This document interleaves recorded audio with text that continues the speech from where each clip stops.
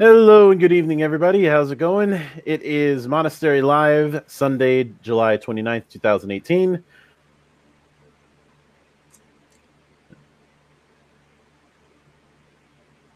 Sorry, apologies for that. A few seconds in, I messed that up. Botch. Yep, botch. It is 1 hour earlier than 1 hour later than was initially planned because Lady Luck decided to be a bitch tonight.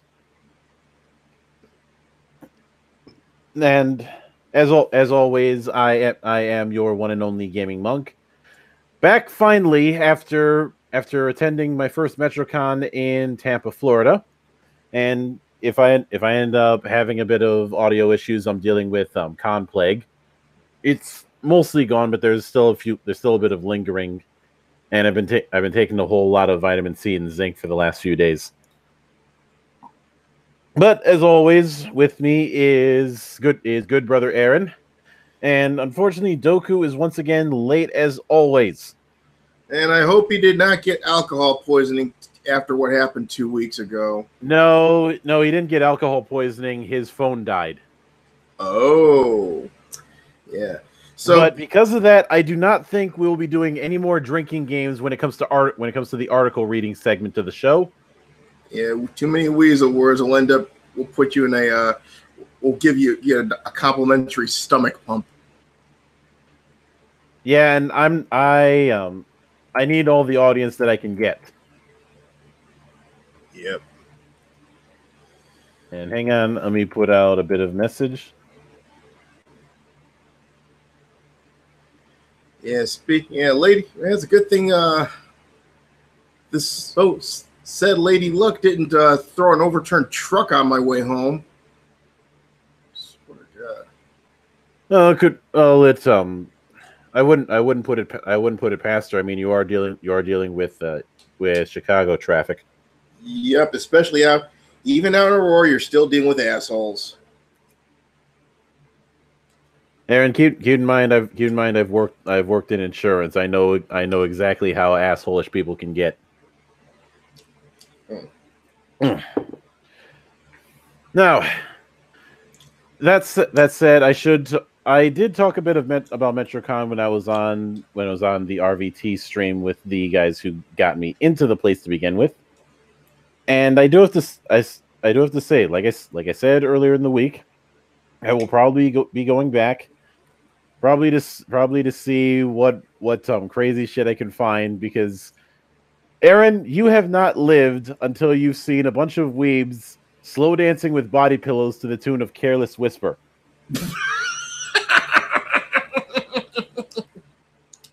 That is fucked up and sad at the same fucking time. No, I disagree. That is glorious. Oh, yeah. Well, like I said,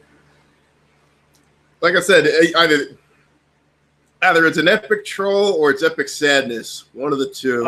I think this is the case. I think this was a case of epic troll. And for a change, the epic trollingness wasn't coming from me. Because I was in no mood for that, because airlines hate me. Airlines really hate me. Uh-oh, what they do now? I'm 6'6". 6'6" with a beard, right? Yeah. Well, the beard wasn't the problem. The problem was I'm too fucking tall for the seats. Oh, no leg room. I think next time I'm gonna pay the extra money so I can get a bit further up. Oh, I thought you ran into some problems with our good friends at the TSA. Actually, no. The TSA line was not as horrible as I thought it was going to be both ways. I will never get used to the whole thing of needing to have shuttles with airports outside of the MSP. And from what I've heard, as far as airports go, O'Hare is kind of shitty. Oh, you connected out of O'Hare? I didn't connect out of O'Hare. I connect out of MSP. I just heard some horror stories from people who did have to connect through O'Hare. Oh God! Oh fucking God! That bad? O'Hare is purgatory. There's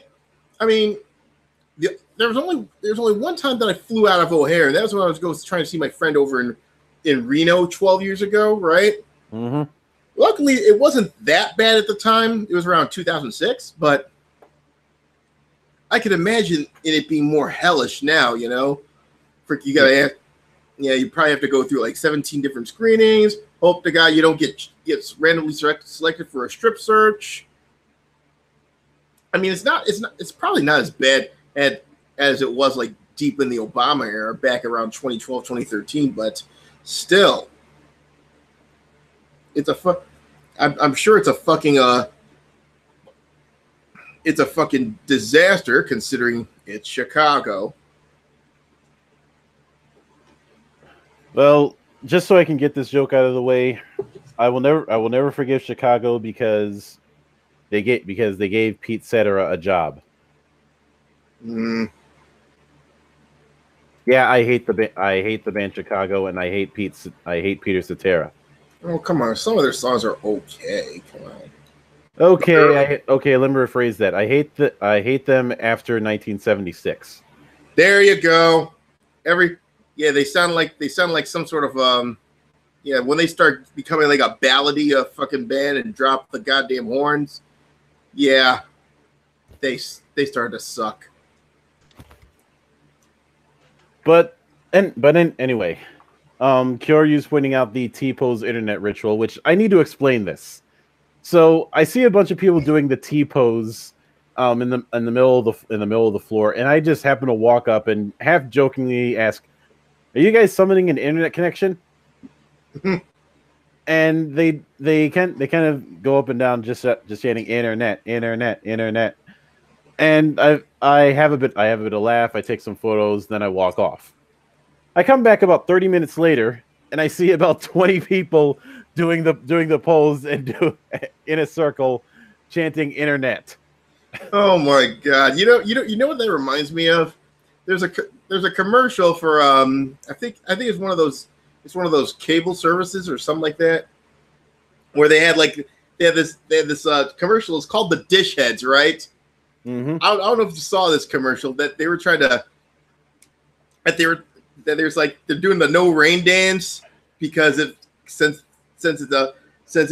it rains and they can't watch their TV because the dish, you know how it is when shitty weather hits. Say goodbye to your reception. Mm-hmm. Yeah, I think it's somewhere on YouTube. It's fucking hilarious though, because they all wear like fucking satellite dishes on their heads and shit. Well, if you can find it, link that to me because I'm pretty sure that'd be a treat. Oh yeah, I could definitely find that. No problem, because I saw the commercial on the on YouTube one time. It's fucking hilarious. Here it is. I'll send you a link on the Discord. All right. I'm not gonna watch and react to that now because I don't want to. I don't want to get into a bit of double dipping. I was gonna say I don't want to get into a legal slap fight with the Fine brothers, but I would actively encourage them to try and sue me because it would be funny to see them laughed out of court. Yeah. Yeah. Besides, we got dumpster fires to put out. Yeah. So as always, get out the donkey, get out the salt bags, get me Triple H's shovel. We are going salt mining. Yes, sir. Because it is once again that time for the Geek of the Week. Oh boy. Since we weren't here last week, we gotta talk about the two elephants in the room, which I think would qualify as Geek of the Week. Am I right? I would say so. James Gunn and Dan Harmon, come on down. Come on down Get your $3.50 or get your Metro Pass and get on this goddamn L train. Yep. Yeah. Now these are two separate flavors of shit. So the big question obviously is, which do we tackle first? I don't know. Probably have to consult my probably have to consult the goat next to me, see what he says. Yeah. Of course, he's drunk. So that's not going to help. By the way, do you know what the difference is between the Rolling Stones and a Scottish farmer? What is it? The Rolling Stones say, "Hey, you, get off of my cloud." Scottish farmer says, "Hey, McLeod, get off of my you."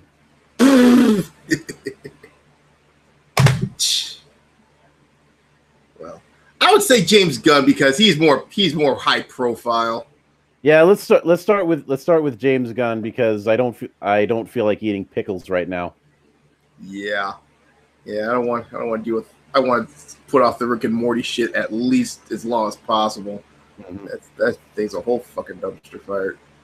So as I understand this, and you can fill in the blanks as they happen. Mm-hmm.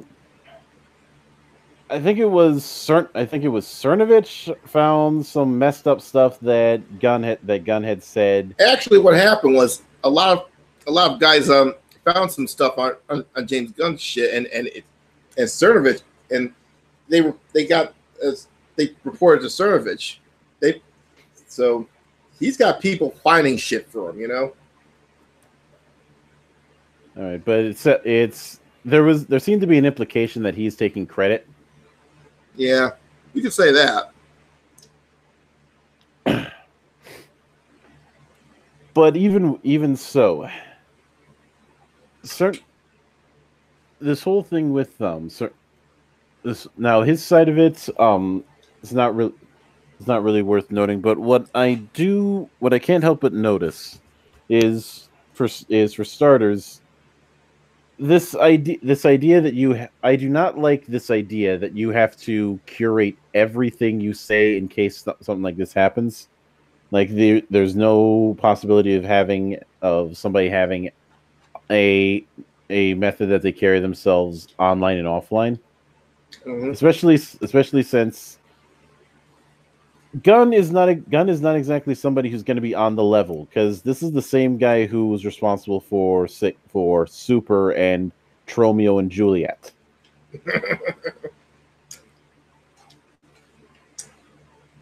Not to mention he's also the writer for Lollipop Chainsaw. And I find this whole affair very culty. Because especially since people are so desperate to find the next Me Too movement so that they can comment on it.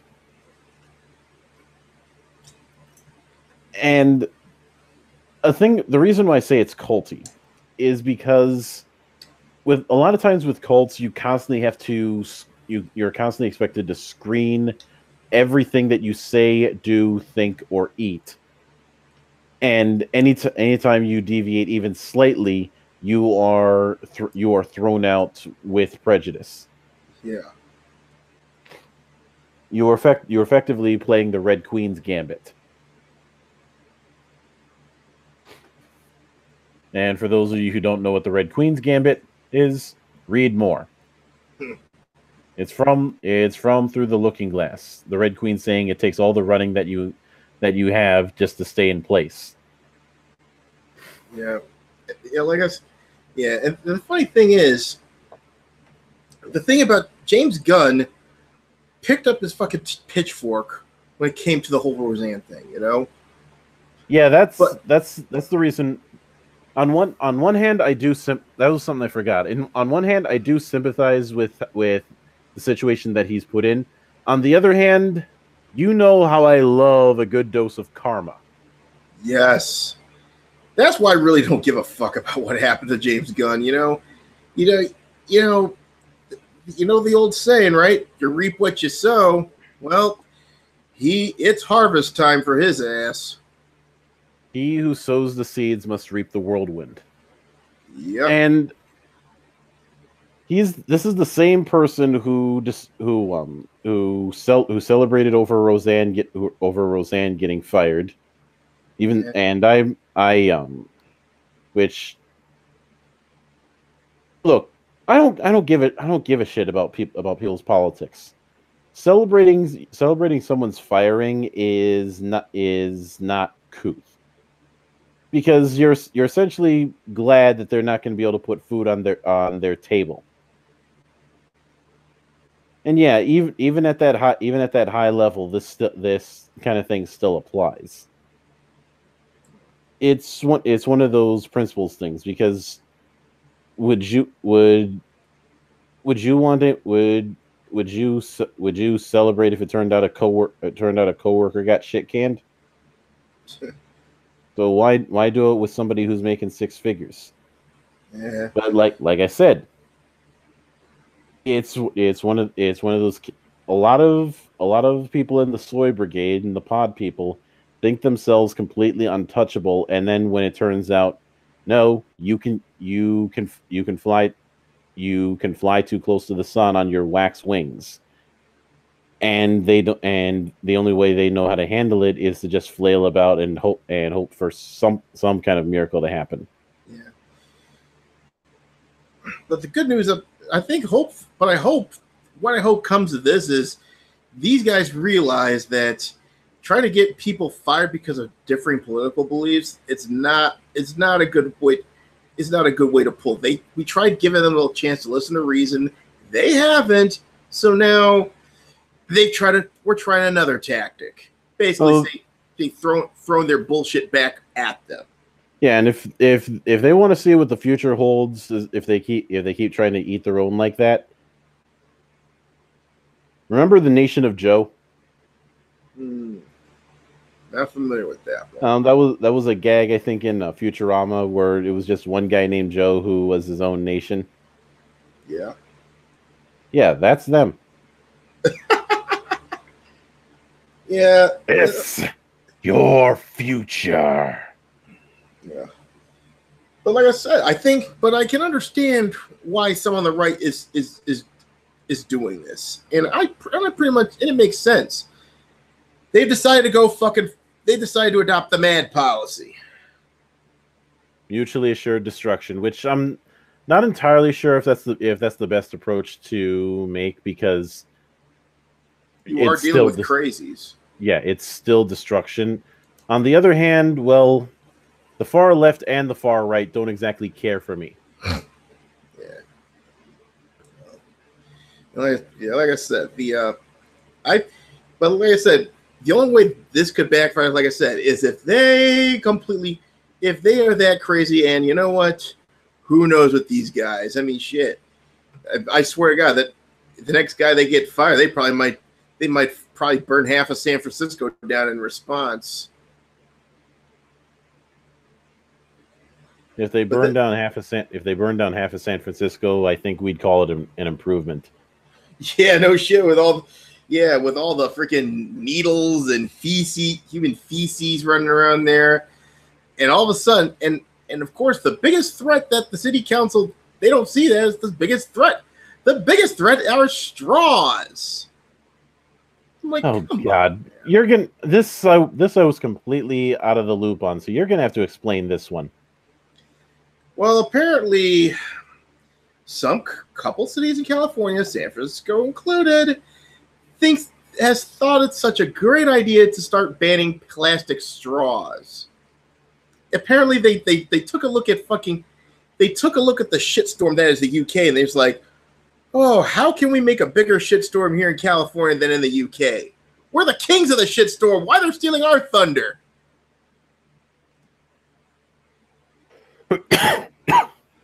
And straws was what they decided to focus on, really? Yep.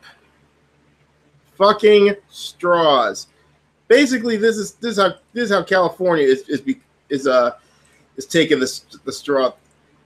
Actually, this is actually a British, another UK meme, but you can apply this to California.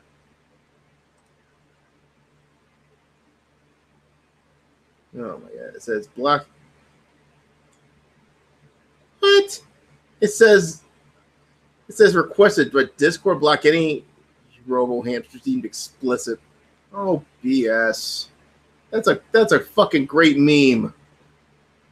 Apparently, Discord says I cannot post that. Well, that sucks. But the meme goes, let's see, let me go back to it. Okay, so the meme goes, corporate tax evasion scandal, cop just sits there. Pedophiles in upper echelons of government, cop just sits there. Unlicensed butter knife, cop turns into a race car and speeds over there, and a bunch of fucking straws, drone strike. Yeah. I think I posted a couple times on my Twitter. It's fucking hilarious. So, hey, you still there, dude? Yeah, I'm still here. Oh my god! Someone decides to call me during the stream. Good thing I silenced my phone. Yeah, I don't think we need any aggressive vibrating. Oh, Phrasing. Boom. Yeah. So anyway, now with that said, I suppose we may as well take that Band-Aid, grip it and rip it. Let's talk about Dan Harmon. oh, heavens to Murgatroyd. Say what? Heavens to Murgatroyd.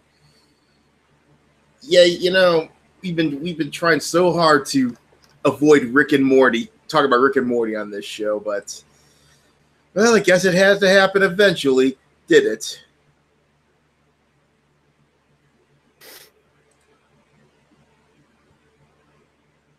Oh my god. So as far as I recall, this whole thing stems from some weird ass video he did a while back that people are now digging up. I'm honestly surprised he didn't just say that you need a high IQ to understand his humor. I'm really same here. And I do want to make something clear. I got nothing against Rick and Morty as a show. I have everything against its fan base. Its fan base is such a fucking plague. If you need an example of that, take a look what happened when Mickey D's ran out of Szechuan sauce. That stuff is shit anyways. Why would... Yeah, I've seen... I mean, it was funny at first, but when you've got somebody jumping on the counter shouting, I want that Mulan sauce. Yeah, he goes, I want that Mulan sauce. I'm like, yeah, basically quoting the show word for word. And I'm like, man, this guy's lucky. I wasn't waiting. This guy's lucky. I don't need a Mickey D's. Otherwise, I would have basically chop blocked him from that fucking counter. Although when he was standing on the counter like that, my whole thought was, just move his leg, just punch the leg out of his leg, and everything goes tumbling down. Yes. But I think in both cases there's a similar theme going about. It's just where you have people who are doing heavy amounts of virtue signaling, all of a sudden having to deal with skeletons in their closet. And I said this before on the stream of corruption, and this was one of those running things that I would keep saying, and Nurgle and Routes kept fucking up. If you look deep enough in the closet of a virtue signaler, you will eventually find either a dead girl or a live boy. And I think in this case we found a live boy. Yeah. Yeah, of course. Honorable mention, Michael Ian Black. I found a few fucking tweets that that were so fucking cringy, especially one that I even saved on my fucking pictures. I'm not gonna it's just so fucked up. I don't want to even put it on the fucking Discord. I suppose one other honorable mention we can give, because I'm not entirely sure if this is geek worthy just yet, but it has allowed for some salt. Actually, I tell a lie. There are two cases that have caused some salt reaction that has been very amusing for me. I'll start with the obvious one, and that is Zera. Oh, the memes that have been coming out of that one. You know, I have absolutely no attraction to traps, but as long as the trap fan art keeps making people uncomfortable and making them get salty, I am perfectly fine with it. Yes, and I will maintain that.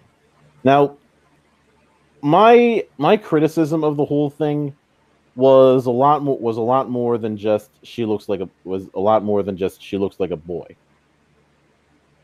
Do you remember when I posted the comparison in artwork styles between Exalted 2nd and 3rd edition? Oh yeah. I have a similar complaint here, where there is no dynamism regarding posing, regarding the appearance of motion, or anything like that. Any sort of exaggeration, because that is one thing that animation is good at. It's like the only thing that's doing any sort of work when it comes to that sort of thing is the hair, and then Daddy Warpig decided to do a little experiment and take the wig off, and it's a man, baby. Yep. So they basically defeminized She-Ra to the point where he's like a very androgynous, probably 13-year-old at best. And like you said, I just love the internet's reaction to that. Yeah. Trap porn beyond as far as the eyes can see. Well, I'm pretty sure Scrump is happy about it. Oh, he is. I'm sure of it. But I did like that when I first saw the thing. I predicted that you were going to see the pundits use this to strawman. And then within less than 24 hours, I get a message from Flatmeister asking me if I have a crystal ball or something, and I'm like, God damn it, that was fast.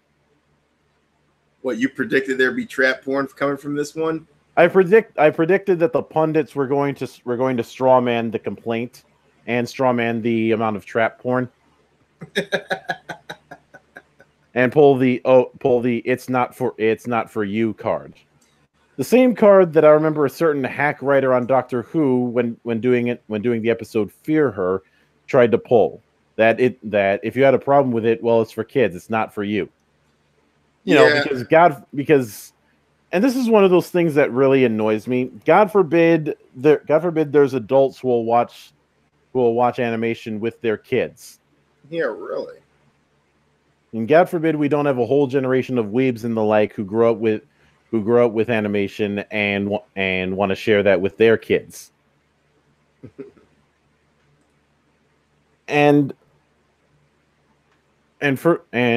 Furthermore, the whole it's for kids notion I have always found extremely condescending, even when I was a kid. Yeah. Not only that, it's the whole "it's not for you" type. That seems to be the battle cry of these idiots nowadays. If whenever there's something that they fuck around with, they're just going, it's not for you. It's not for you. They did it with fucking Thundercats, Roar, and all sorts of other shit. I'm like, oh. The group that I feel the most sorry for is DreamWorks Animation, since they have actual talent. I mean, I've seen what they can do with Voltron Legendary Defenders. It's not like they're shit at their job or anything. Yeah, it's just a lot of fucking meddling going on with that studio. Yeah, I think the whole issue that I had with it the entire time was that lack of aliveness. And I have a little bit of prediction. This is going to come and go, and you're going to see a lot more people pay more demanding at least a comic book version of the original. Now, granted, I'm not saying Masters of the Universe is some masterpiece, but something I do think it deserves credit for is that for an entire generation, that was their introduction to swords and sorcery fantasy. Yeah. It does not surprise me that the people who grew up with that would eventually fall in love with Conan. Well, like I said, the only good thing that could come of it is maybe Skeletor might make his way back into the mainstream. Yeah. Yeah. And it's of course we can't bring up that sort of thing without bringing up the fact that you can make a drinking game from He-Man with all the gay jokes. Oh my! Come on, you know you've done it. Yeah, Masters of the Universe is like the prototypical version of the ambiguously gay duo. Pretty much. And now personally, I'll probably take a look at the first couple episodes, but I guarantee that in the face of the fact that a proper season 2, this thing does not have a chance. Nope. Because once that hits, that is what people are going to be talking about. Yeah. I guarantee that this little series is not going to do it. But I do have to wonder if they would also do the "it's not for you" for that live action Titans abomination. Yeah, while you talk about Masters of the Universe and gay jokes, consider that She-Ra represents sort of a pubescent boy. If they keep up with that theme, imagine the fucking cringe. I bet. Let's just say the response. The final response I gave when I saw that whole thing was second star on the right and straight on until morning. Yes. Just pray to God Michael Ian Black isn't writing this. Yeah. Yeah. I did need an excuse to make fun of the live action Titans because because they've decided to pull the whole you hate this new Starfire because she's black. No, I hate her because you made Starfire look like a streetwalker. Oh my God. I know some people say, if you looked at her outfit in some of the comics, she looks like a hooker. Like, no. The poofy jacket and the dress and the god awful hair, she looks like she should be out in the streets in the red light district. Yeah, really. Down Madison Street. Yeah. Oh, speaking of people getting race lifted, and people getting a taste of their own medicine. Are we going to bring up that? Yes. Let's do this. Joss Whedon decided to get woke and reboot Buffy this time with a black character. Oh, hang on. There's one comment I need to address from Bradford. It said, "God forbid we have a generation of weebs who grow and decide to return the joy by making their own stuff." Oh my God. Yep. Yeah, but anyway, Joss Whedon decided to get woke and decided to reboot Buffy and make her black. And guess what pissed off? Oh yeah, good old Saint Anita. Yes. Apparently she's not happy with it. Oh boy. Is there? And I do have Appleben pointed this out from that one Mary Sue article, but what I found hilarious about this entire thing is that they're using the exact same arguments that we've used with similar things for the last few years. Well, Reap what you sow, bitches. Now you get woke Buffy. To which I must rebuke them by saying, well, if you have a problem, well, clearly it's not meant for you. Exactly. And I have gotten myself blocked so many times over saying that. Oh my god. So yeah, but and by the way, unpopular opinion, Christy Swanson was the best Buffy. Don't at me. Even more unpopular opinion, Angel was better. Fuck it. Fight me. Yeah, at least someone joked online. It's like, what's next? Angel's gonna come back as a transsexual? I'm like, oh my god, that would be even more funnier actually. Who would pull if Angel becomes a transsexual and comes back in the new Buffy? Who should play him or her or whatever? I'd rather not. I don't know. I was gonna say Mana for Moadi Moss, formerly of Malice Miser, but the problem is Mana doesn't talk. Yeah, all I can think, all I got are porn stars and Blair White. That's about it. Although it would be funny if it ended up coming to pass in that form, simply because it'd be like a new era of the exploitation genre. Yeah, really. Yeah, that's what it's starting to become. Social justice exploitation. Except I can't play the boom mic drinking game. I just have to play the buzzword drinking game. No. Not that.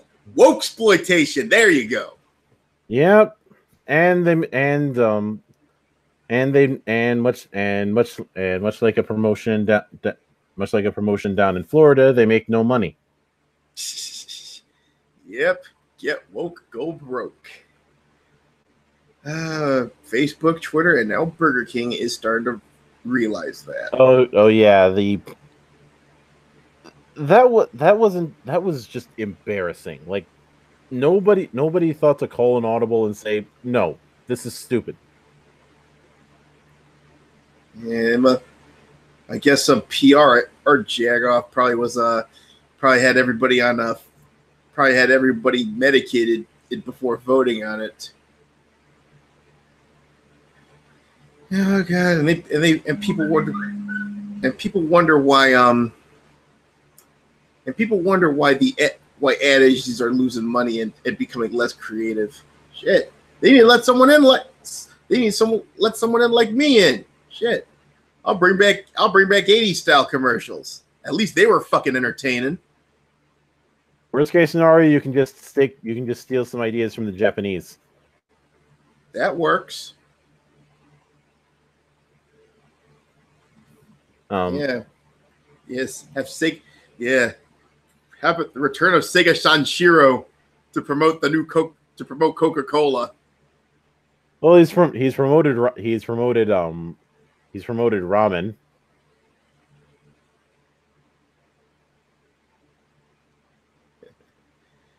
All right. So, I don't think there's any other dumpster fires, at least for now. I think the last one that I feel needs to be addressed is the whole thing with the escapist coming back. Oh, I've been hearing whispers about this, and it's got the woke sphere pretty much in a tizzy. Now, okay, let me get one thing. I have enjoyed the salt mine from them saying that they're leaving politics at the door, but their actions as far as that leaving politics at the door ethos is a bit confusing. Because if you're going to do that, then one, why are you trying so hard to memory hole everything Archon did?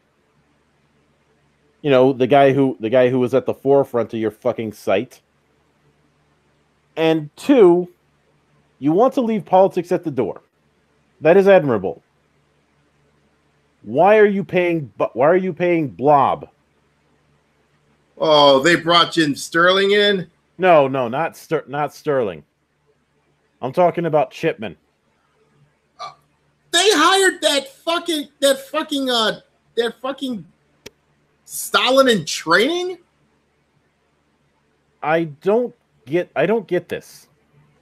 Everybody pretty much it's pretty much well known that he is a eugenicist. Oh yeah. And he's the one that you're hiring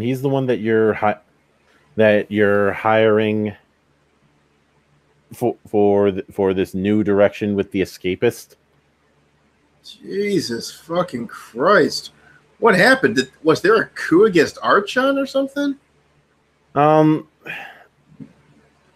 get the feel. Archon's been doing his own thing, and these days has been working on his RPG that I reviewed, Adventure Conqueror King system. I have to check it out. Well, if you don't mind a cheap plug, I did a review of it, and I said it's probably one of the better OSR games that I have. Well, I'm glad he found a side hustle, and it turns out it might do some good. And it's not like he needs to come back to Escapist, and I don't even think he'd want to if he was asked, anyways. Yeah. Besides, I think most of the good ones in Escapist, like him, Liz Finnegan, they've moved on to some better shit now. I think a few people have said that their whole leave politics at the door is the translation of that is leave everyone else's politics except for our own. Yeah, so you're thinking this is going to be another Polygon? I'd like to think they're not that stupid. I really would. Yeah, but if they hired fucking Bob Chipman, I think we know where this is going. If they restrain him to you are only going to be talking about movies, then maybe there's some hope if they keep him on a tight leash. But because of the fact that he does the Patreon thing, I'm not sure if they'll be able to do that. Yeah, that leash is going to snap eventually. Like I said, and besides, the guy looks like he owns a fucking panel van. Not to mention, I think if I dig around through my archives, I can find that digital version of his book. I don't want to, maybe one day for a future episode of the Monastery, I will do a dramatic reading of that book. Oh yes, his retrospective of Super Mario 3.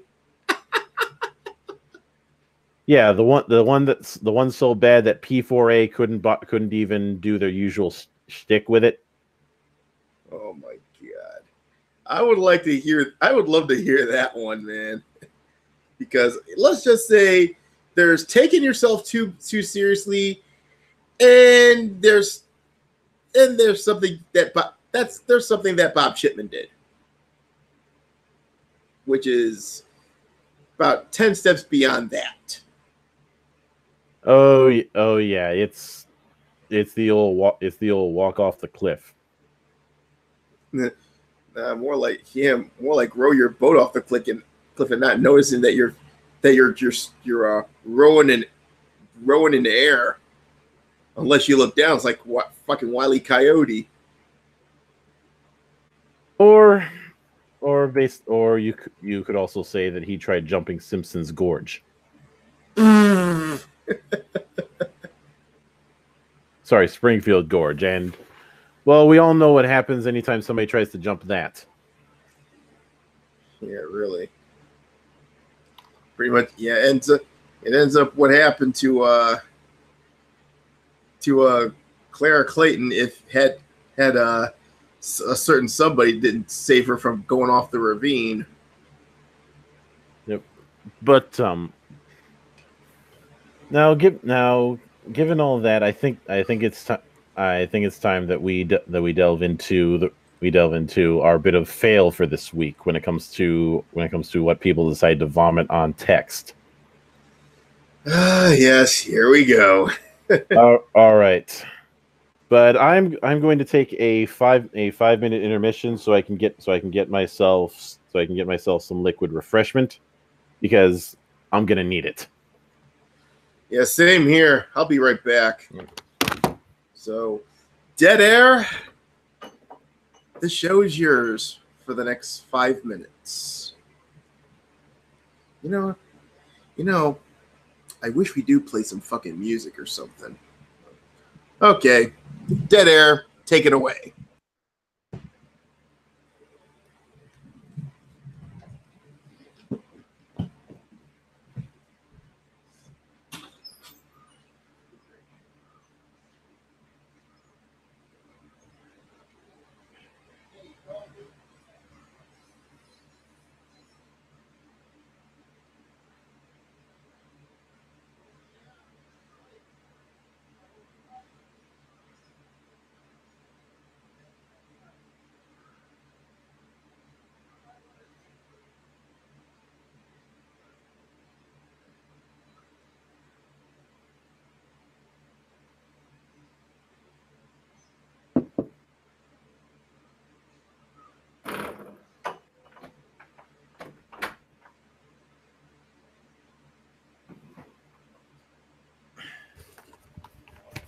And I am back, ladies and gentlemen.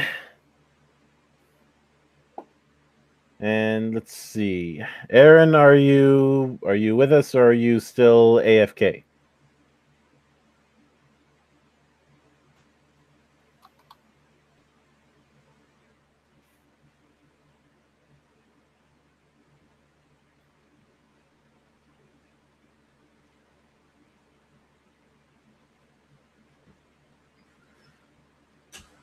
Aaron, come out to play. All right. Ah, there you are. Okay, dead air.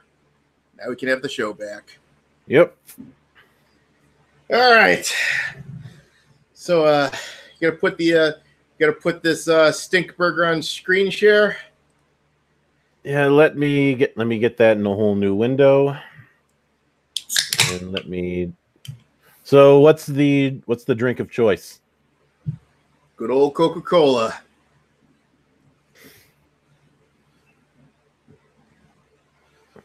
Can of Coke. I have some. I do not feel like drinking, even though I got some Strongbow, but Yeah. Some classic version of Strongbow, so basically the British version. It's also apparently it's the drink of choice for your lawyer try to illegally record you during another one of those nothing burgers. Okay, that didn't come out right, but that's what that stupid tape was about. Him wanting a freaking Coke and paying a hooker by check. Anyway, that's neither here or there. Mm-hmm. And besides, like I said, I have to hear that shit on 5 different channels at work. Oh my god! Couldn't they turn on a fucking live PD? Jesus. So anyway, so here we have it, and of course they have their Patreon.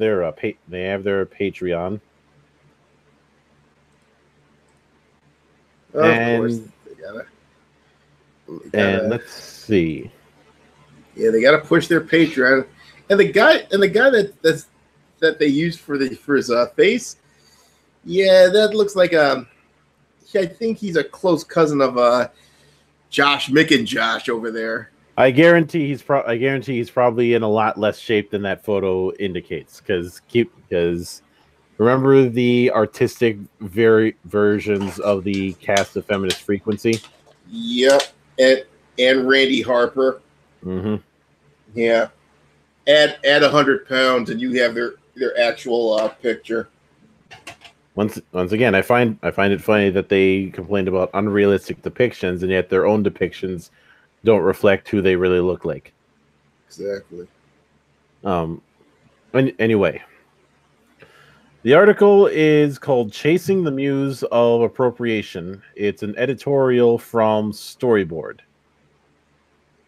And Storyboard is apparently they apparently want to focus on marginalized voices. So they want to get woke. There's your red card right there. Yeah, they want to get woke. So in other words, I hope they go broke. Let's see what I'm not gonna spend anything for their Patreon, but let's see what Angelus Morningstar. Jeez, that's a pretentious ass name. Yeah, that's probably not even his fucking credit. $14 a month. A measly $14. Well, get woke, go broke.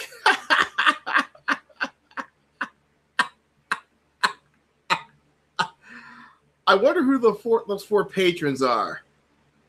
I don't know, but let's go for the fuck of it. Let's go through his tiers. Okay, 1 or more per month. Bronze Star. You'll be notified when I publish new content. Access to first impressions of board games. Silver Star. It's $3. Access to the Storyboard Slack channel. Access to voting when it comes to choosing content. Gold Star.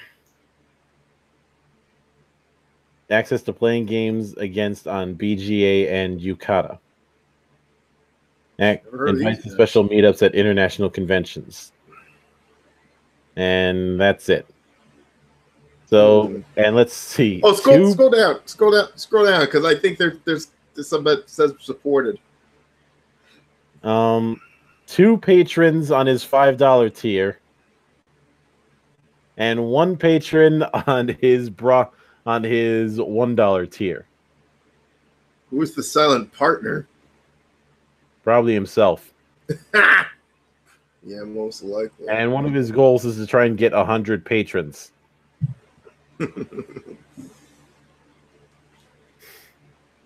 Obviously, he's doing something wrong. And of course, he's got the tags on the front, which are colonialism, cultural appropriation, diaspora, Forbidden City, Rising Sun, Waka Tonka. Yeah, colonialism. I mean, that's a little bit. That's projection right there. Because isn't that what they're doing to geek culture in general? And diaspora, the dispension of any people from their original homeland. Yeah. Okay, $10 says we're gonna hear something about refugees. Oh yeah. Oh yeah. All right. Let's crack this nut. He begins with artwork and theme are framing devices for board games. Aesthetics inform the game's experience. Where designers or publishers of games source their artistic inspiration from living cultures, not their own, can often prove a lazy form of appropriation. Okay. Now that we've got his thesis, we will now set on destroying it. So that's a weak ass thesis. His thesis in this is that it's a lazy form of appropriation if your artistic interpretation is not from the same culture that you happen to be born in. Oh my god. So basically it's the Chinese dress fallacy once again. Okay, then.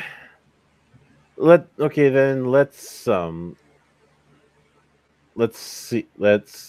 consider this. You are not from a futuristic society, and yet I see that this guy has been playing a fair amount of Race for the Galaxy, as well as games like Small World. So, fucking hypocrites. Yep. Let's see. Appropriation describes the use of pre-existing objects or images with little to no transformation applied. However, in the context that we're using here, appropriation has an element of plagiarism. Cultural ideas are generally treated as publicly domain. Lawfully, they frequently are, but they can have harmful impacts. Okay. Okay, that's a lot. That's a lot to unpackage. First off, how can they have harmful impacts? Second off, plagiarism? Where? Yeah, I don't think that's covered. I don't think it's covered in copyright law. And 3, did you ask the people that they're being quote unquote culturally appropriated? I mean, the last time I checked, the hullabaloo with the fucking Chinese dress and most of Japanese culture, they love it that we're taking inspiration from them. Mm-hmm. Jesus. All right. He then goes a triptych of appropriation, and I'm going to get some confirmation so I know what triptych means. Triptych, a picture or relief carving on 3 panels, typically hinged together side by side and used as an altarpiece. Also known as a set of 3 associated artistic, literary, or musical works intended to be appreciated together. Oh God, we've got another Sessler on our hands, don't we? Yep. God damn it. Yeah, Adam, tough guy Sessler. Every time I hear Phantom Sessler, I always think back of that little tough guy pose he made. Says, "Oh, I punch Nazis." I'm like, "Oh, man." I swear to God, I bet you 10-1 a few of these people printed that fucking picture out, put it on their goddamn speed bag, and just went to town on it. I might have. I'm not going to say I did. I'm not going to say I didn't. And anyway, he goes, though this triptych of 3 different board games through this, I wish to demonstrate a prevailing and blithe attitude towards sourcing cultural ideas. I selected the following 3 examples for 2 reasons. They come from the last few years of writing and show the discussion as a live debate. I need your live debate like I need a live service, bitch. Yeah, and besides, this is not how you use the word triptych. I mean, I guess he took the Hooked on Phonics class from that inmate from In Living Color. Remember that skit where he's like talking in some words that he doesn't even understand, but he uses just to sound educated? Mm-hmm. Yeah, he's like that. Yep. Let's see. First, he goes, Blithe Man's Bluff. In 2016, Simon, in partnership with Sweet Games, published Wonka Tonka, designed by Bruno Faidutti. The game derives from life bluffing card games such as Bullshit and featured Native American shamans attempting to impress their tribes. Stop me if you've heard this one before. Okay, I'll stop you. I have heard this one before, and I've actually I distinctly remember playing Wonka Tonka a few times, and I actually enjoyed it. Yeah, and I think I played Bullshit a few times. And plus, I heard Indian Poker's pretty fun, too. Mm-hmm. Never mind, there's also the fact that one of the RPGs I have in my archives is a game called Mythos of the Maori. Oh, my God, yeah. Which is not... Don't worry, it's not a woke game. It's actually pretty good. Well, I just hope for this guy's sake he better not be going around the various casinos up in Wisconsin. Anyways, he goes, what resulted from this game was a lax and simplified approach to Native American culture. Ostensibly, this approach reflected the simple game design meant to be lighthearted and frivolous.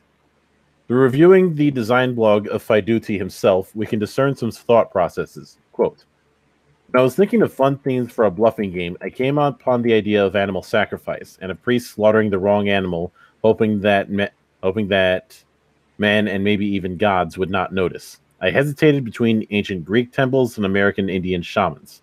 I chose the latter because cougars, eagles, and bison are sexier than cows, hens, and pigs, and would make for nicer graphics. My Hold up. publisher made a very Hold up. Go back one. They said American Indian shamans. Oh boy, they don't like it when they call quote unquote Native Americans Indians. Oh, you betcha they're triggered already. I'd imagine that this guy is, given the design of the game, I'd imagine that this guy is probably from France. Yeah, I don't care. I still call them Indians. Of course, you can't. Of course, the problem is you'll get them confused with actual Indians. But, I usually just call each and every ethnicity short person. That would work. And yes, I am banned from playing Randy Newman on any audio device. I think you can figure out why. Oh boy. Especially since the act of jukebox bombing is still a long-standing tradition. You know, take $10, dump it in a jukebox, and find the most annoying song you can, and just have it played on loop.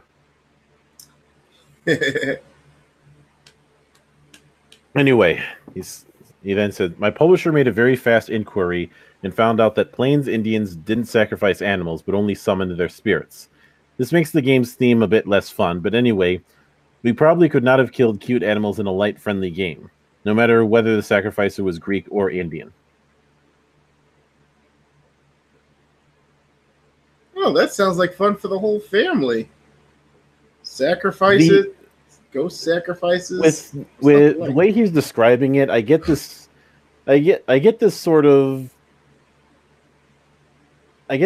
Terry Pratchett sort of approach that he has with the whole sacrifice thing, where the whole deities and godliness is taken completely unserious.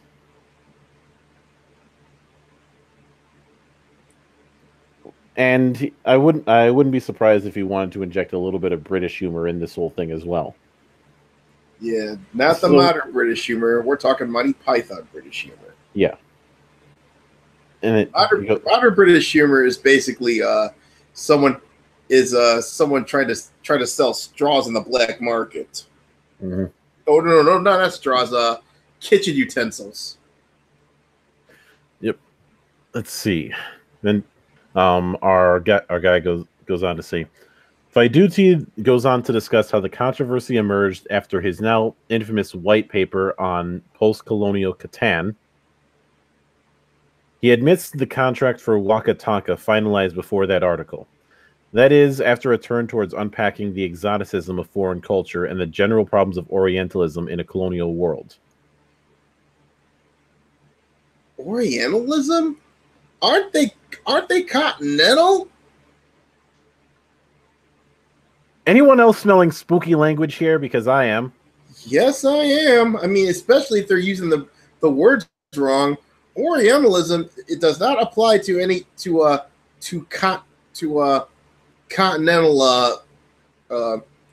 continental nationalities. And as far I think the idea seems to be one of, oh, look at, he seems to be going with the assumption of, oh, look at this weird culture, except I don't really think that was his intent. I think our Morningstar guy is reaching from whole cloth for that. He said, however, he also confirmed that if he were to republish, he wouldn't change the design elements of the game. Thank you. Good. He further stated that even after his meditations, he would continue to use exoticism in his themes. Thank you. Good. So in other words, Faiduti ain't buying that woke garbage. Mm-hmm. By way of response, I would like to direct your attention to this article by Brendan from Gaming for Justice first. And let's see who. Now, first off, don't use justice. Justice is blind. You see way too much shit. Yeah, and number two, this is like a big red flag. We're talking like a blog of books and tabletop games focusing on inclusion and liberation. And into the trash it goes. Yep. Big red flag. Get out of here. Goes, Brendan writes from the perspective of one injured by this appropriation. I'm betting he's a white guy. Mm-hmm. And articulates these grievances in more detail than I have scope for here. So you're gonna pull the lazy route and just cite somebody else, so I have to do the extra work. I get paid by the syllable, so fuck you, pay me. Yes, yeah, Brendan seems to be. I think Brendan is Native American as he is like Elizabeth Warren. Yep. He goes, in summary, Brendan wrestles with the cognitive dissonance being displayed by Faduti, being simultaneously aware and complicit with his appropriation. So in other words, he's treating apparently Brendan is treating appropriation like original sin.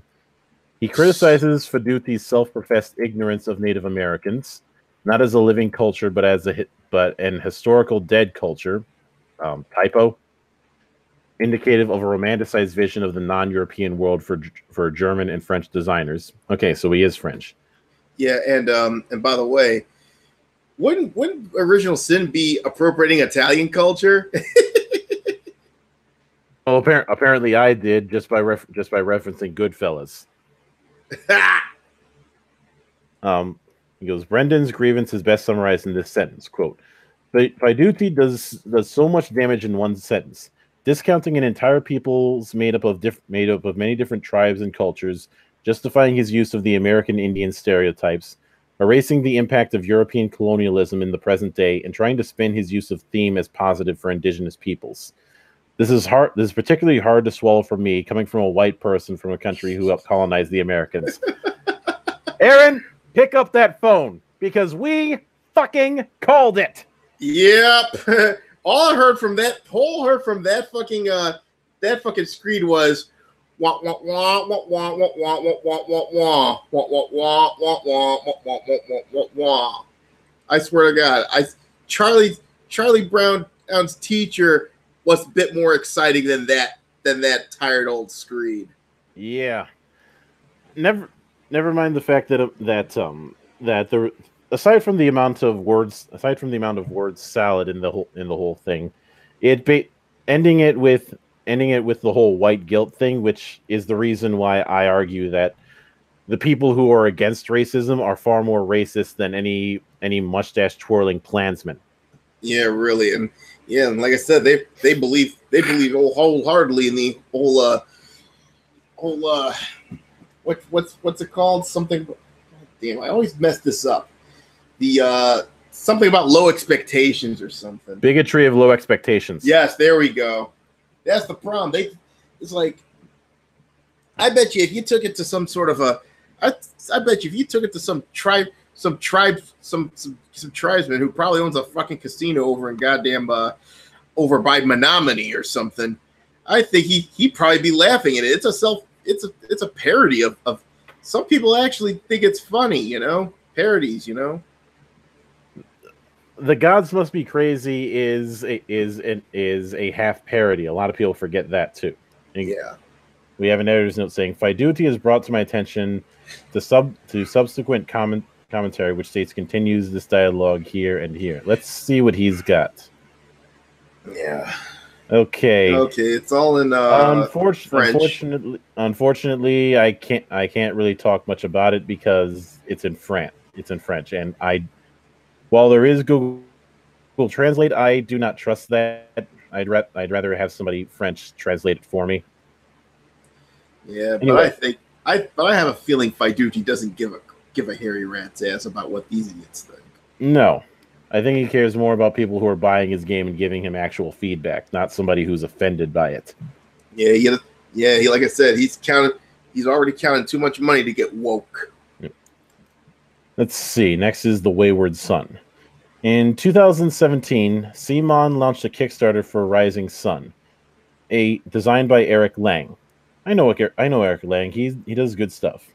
It was the successor to Blood Rage, which received critical acclaim and is set to become a flagship product for CMON.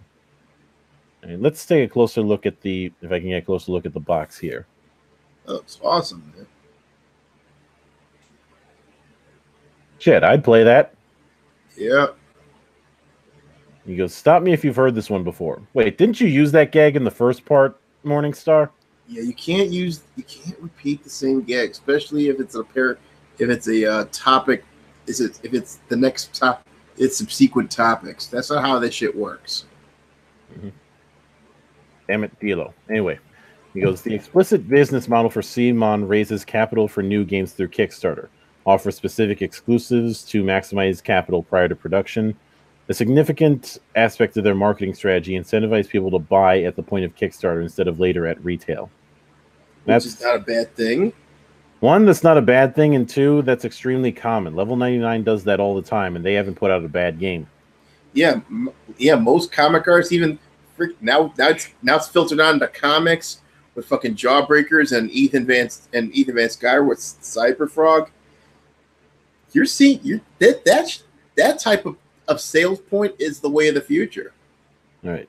He goes, "During the game, you can recruit monsters to support your warring armies. The core game includes a small selection of monsters, with more monsters introduced through higher funding goal tiers as Kickstarter exclusives. The monsters were inspired by Shinto and Japanese mythology. One of these is not like the others." Okay. Okay, let's see. We've got the Koneko, the Kotahi, the Phoenix, the Nure Ona, the Sunakake Baba, the Sacred Warrior, and the Kitsune. And looks copacetic. Let's see. And I would honestly use some of these minis for my own games. Probably not for L5R, but for something a little more contemporary, or even for Tenra, I could see myself using these. Yeah.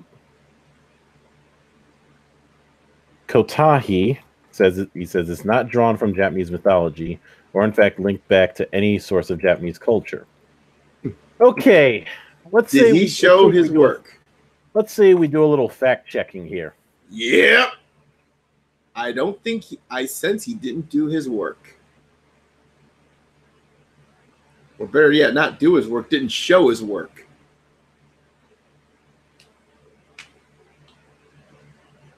All right, Kotahi.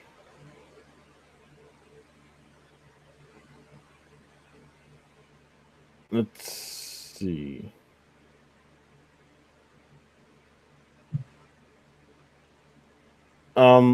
I found according to this, is apparent. Let's see.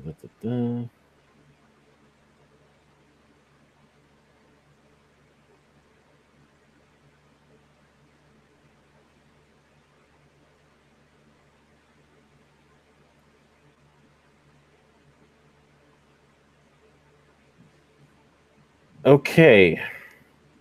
Let's see. Goes, after a brief investigation by the public, namely BGG users, it's transpired that the concept was inspired by a Wikipedia entry in the legendary Japanese monsters page, or list of legendary creatures. And let's see what we've got.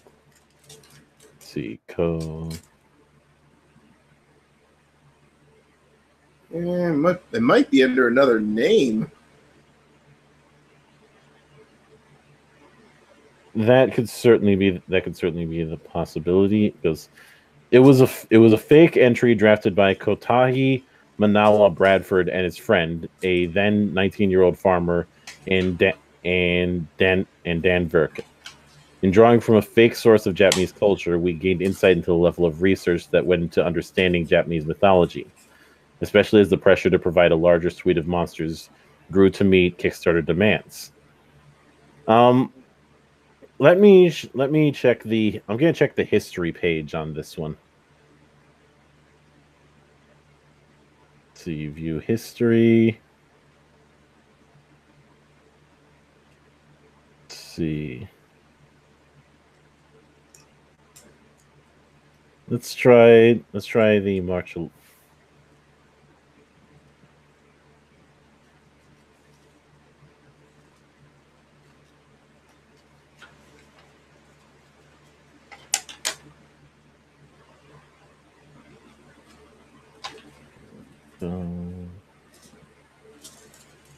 Okay, it's not in that. Let's see, that one. I think whoever did the research for that game probably I think they actually went to a damn library.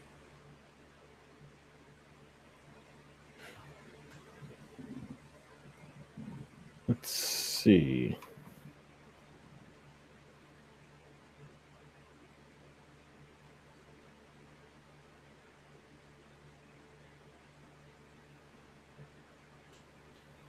It could. I know I've heard that name before, and it could it have been a wiki vandal. It's hard to say.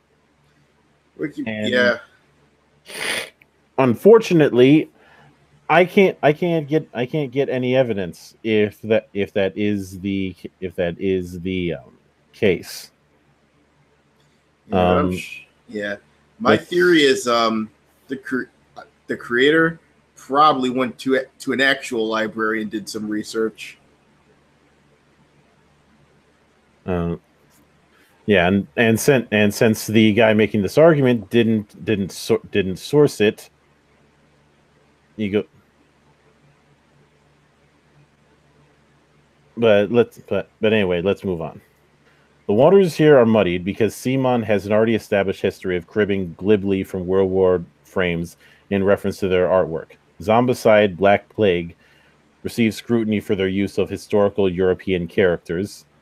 Likewise, the map of Ethnos resembles a cut and paste of the map of Slovakia. And that's so. Let's see. And somebody lists the exclusive characters from Zombicide Black Plague and their likely inspiration. Okay. William Tell, Friar Tuck, Joan of Arc, Kelsey Grammer, Eowyn, Ragnar and Lagertha from Vikings, Prince. I'm not entirely sure where the problem is here. The board game matching the map of Slovakia. I don't see where the problem is. Yeah, really. It's not like they're copyrighted or anything. Shit. And if we're gonna get mad at people making reference, well, consider the following.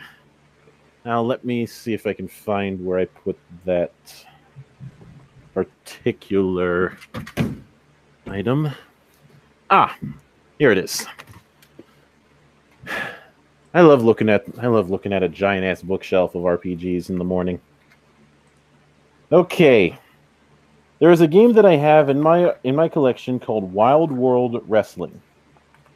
And in the back of this game are basically sample characters who their names you can pretty much make a good guess as to who they're supposed to be referencing.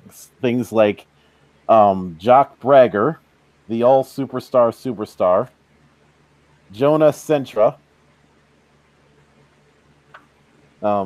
Jake Deadly, Zeph Hardy, the Reckless Riddle, Mr. Kenderson, Maui Moe, the Island Tap Out Terror, Andy Morton, Bambino Mozzarella, the Abyssal Monster Pit, Alec Thompson and Chris Thompson of the Windy City Tommy Guns, PM Spunk, Mortician, and The Wiz. It's like I don't think WWE is going to sue over these intentional parody names, even especially when the pictures of each look absolutely nothing like the people in question. Yeah, really. I mean, it's just a little in joke. Yeah, I don't think. Yeah, they're not going to be stupid enough to get pissy over a fucking parody. Yep.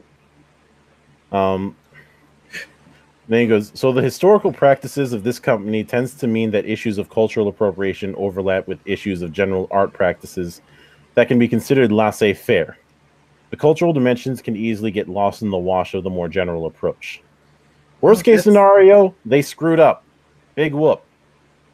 And besides, and even so, it's like, do they really care about their opinion? Of course not.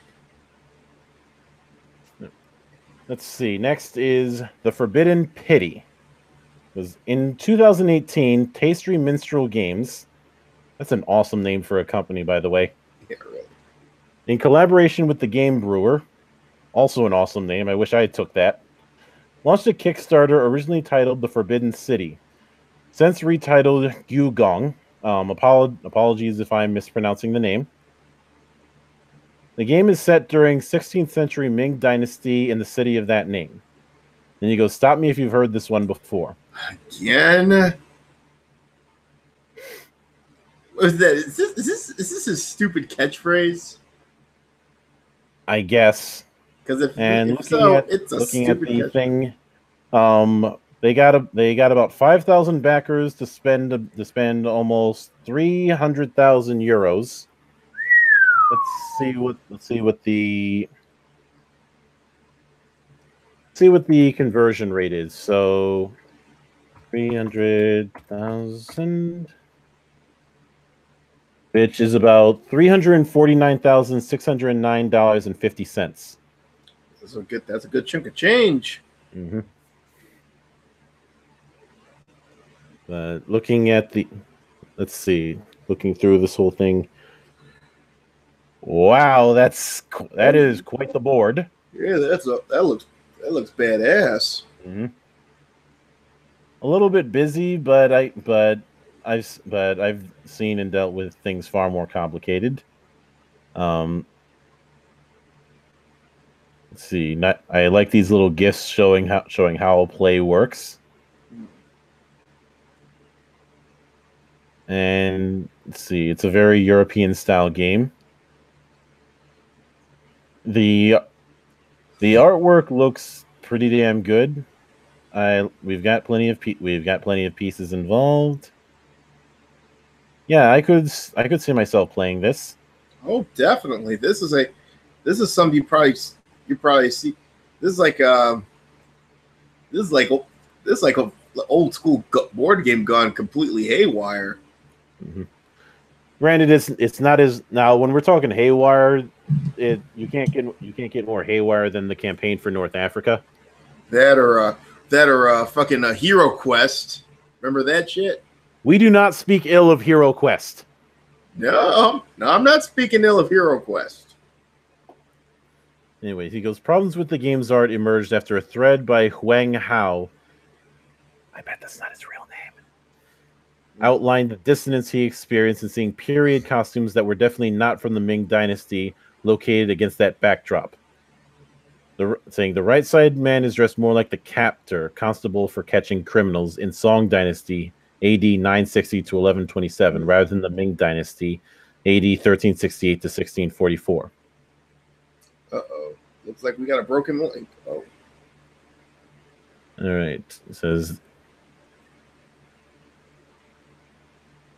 And it's from Board Game Geek, which I'm going to assume this is sort of like NeoGAF board games. They haven't gotten that bad, but there are these sorts of cases. Because this kind of mistake will make Chinese players feel disappointed. So in other words, he's just bitching. It's a case of change the cover, and the designer Andreas Resch said the game is. The game is set in the 16th century, loosely around the reign of the Long King Emperor. I don't think Chinese players are going to even give a shit. And he responds, discussions like this come up for almost every game. This is a game and not a history book. You can't expect to become a history expert for every project he or she is working on. This takes way too much time that nobody really pays for. For this game, I actually did a lot of research, way more than I usually do, just because I found the subject very interesting. In the end, decisions are based on research material and what looks interesting visually. At that point, my involvement ends. Beyond a publisher could hire and pay his historian to check for factual errors.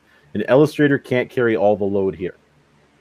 Here's a screen capture from the movie The Adventure of the King. Let me see if I can get the screen cap to work. Okay. It plays during the reign of the Zhou Zhengde Emperor, 1491 to 1521. As you can see, these dresses and hats are the inspiration for the guy on the right.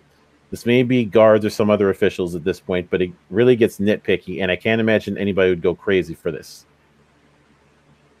Yeah, basically, it's like, it's not, they didn't design it out of historical accuracy. They designed it because it looks cool. Yeah. And then he uses the example given of the Ming Dynasty Emperor's guard, and he says, "Why should the guy on the right be a bodyguard of the emperor? This palace is somewhere inside the Forbidden City, not even close to the emperor. What would a bodyguard do there? This can't be any official or guard inside the walls of the city."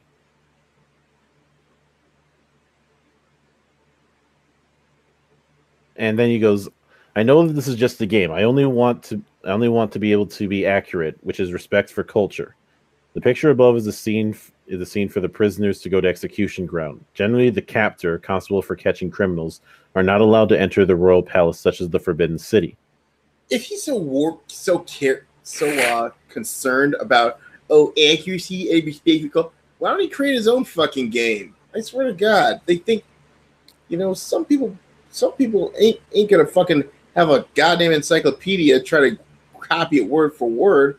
That's the whole point of fucking fiction shit, All right. And then he goes, "So the problem has changed from that guy does not belong to that era to that guy is not allowed into the Forbidden City. There's no way I could know that, even if you were wrong initially. So I really don't think the average Chinese player will be offended by that. Never mind the rest of the world. I accept the new information and am happy to have learned something new.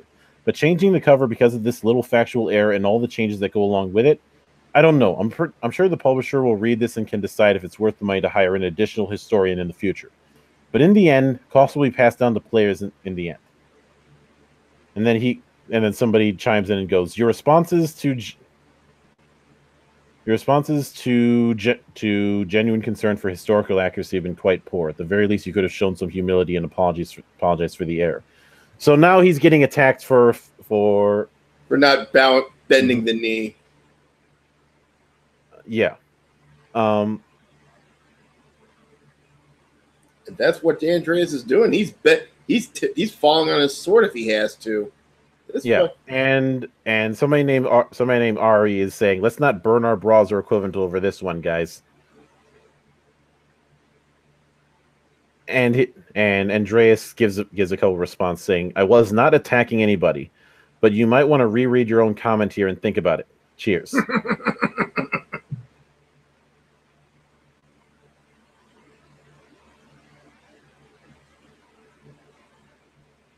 This is an actual Chinese guy. Yeah. To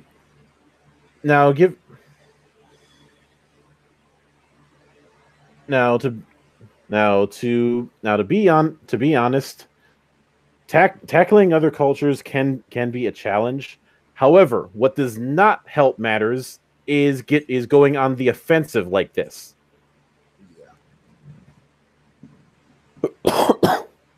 Excuse me. Now then, he goes. The complaints tried to outline how this artwork just looked wrong to anyone internal to this cultural frame of reference. This might be merely one complaint among a long litany of similar complaints, had not the artist responsible decided to weigh in with explanations, rationalizations. The artist didn't. The designer did.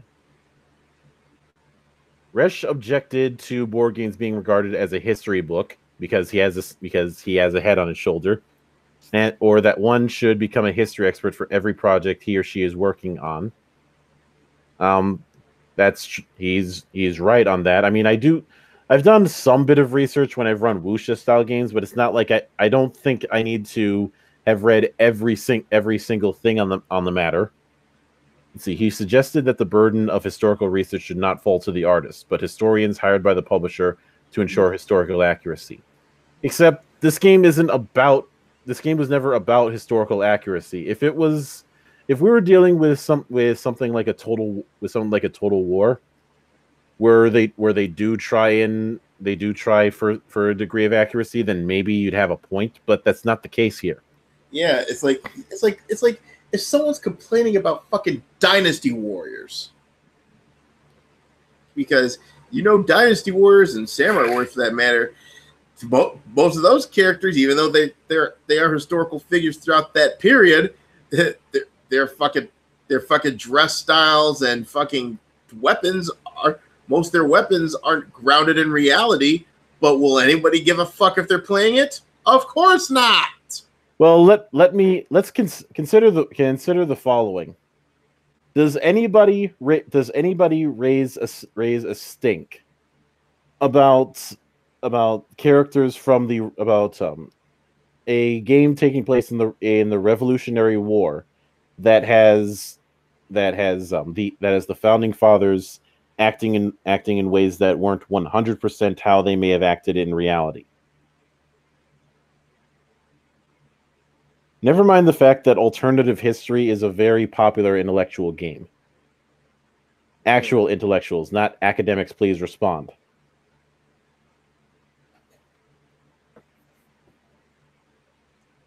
Never mind the fact that whenever I hear somebody talking about historical accuracy in these sort of senses, something that I'm always reminded of is that the one game that tried to pride itself and use historical accuracy as a selling point is the worst RPG of all time, Fatal.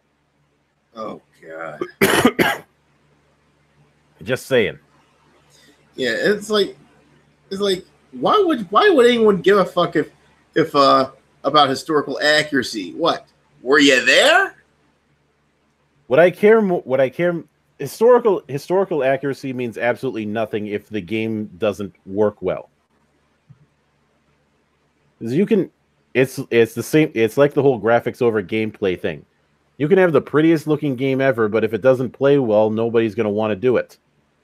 Just look at what happened to the Order 1886. Yep.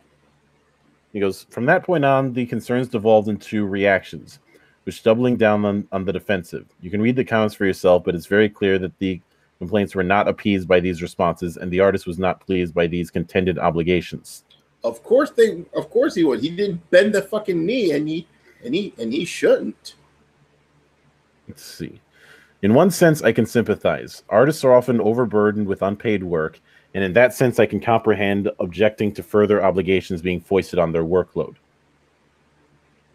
He then goes, however, the counterpoint is that if historical accuracy is an important criterion, then there is an implicit obligation for the artist to produce history with a sense of authenticity, or at least approach the appropriation with greater granularity. The goal is to achieve a representation that reads as though it comes from the inside, so that even when editorial choices are made, they come off coherently. Except one, it was never this was never sold as a historically accurate rendition of the Forbidden City during this era. Two, people who are playing the game aren't going to be paying attention to that sort of thing. They're going to be more focused on, hey, we're playing a game set in the Forbidden City. And three, how do you actually go about that without using a bunch of buzzword bullshit?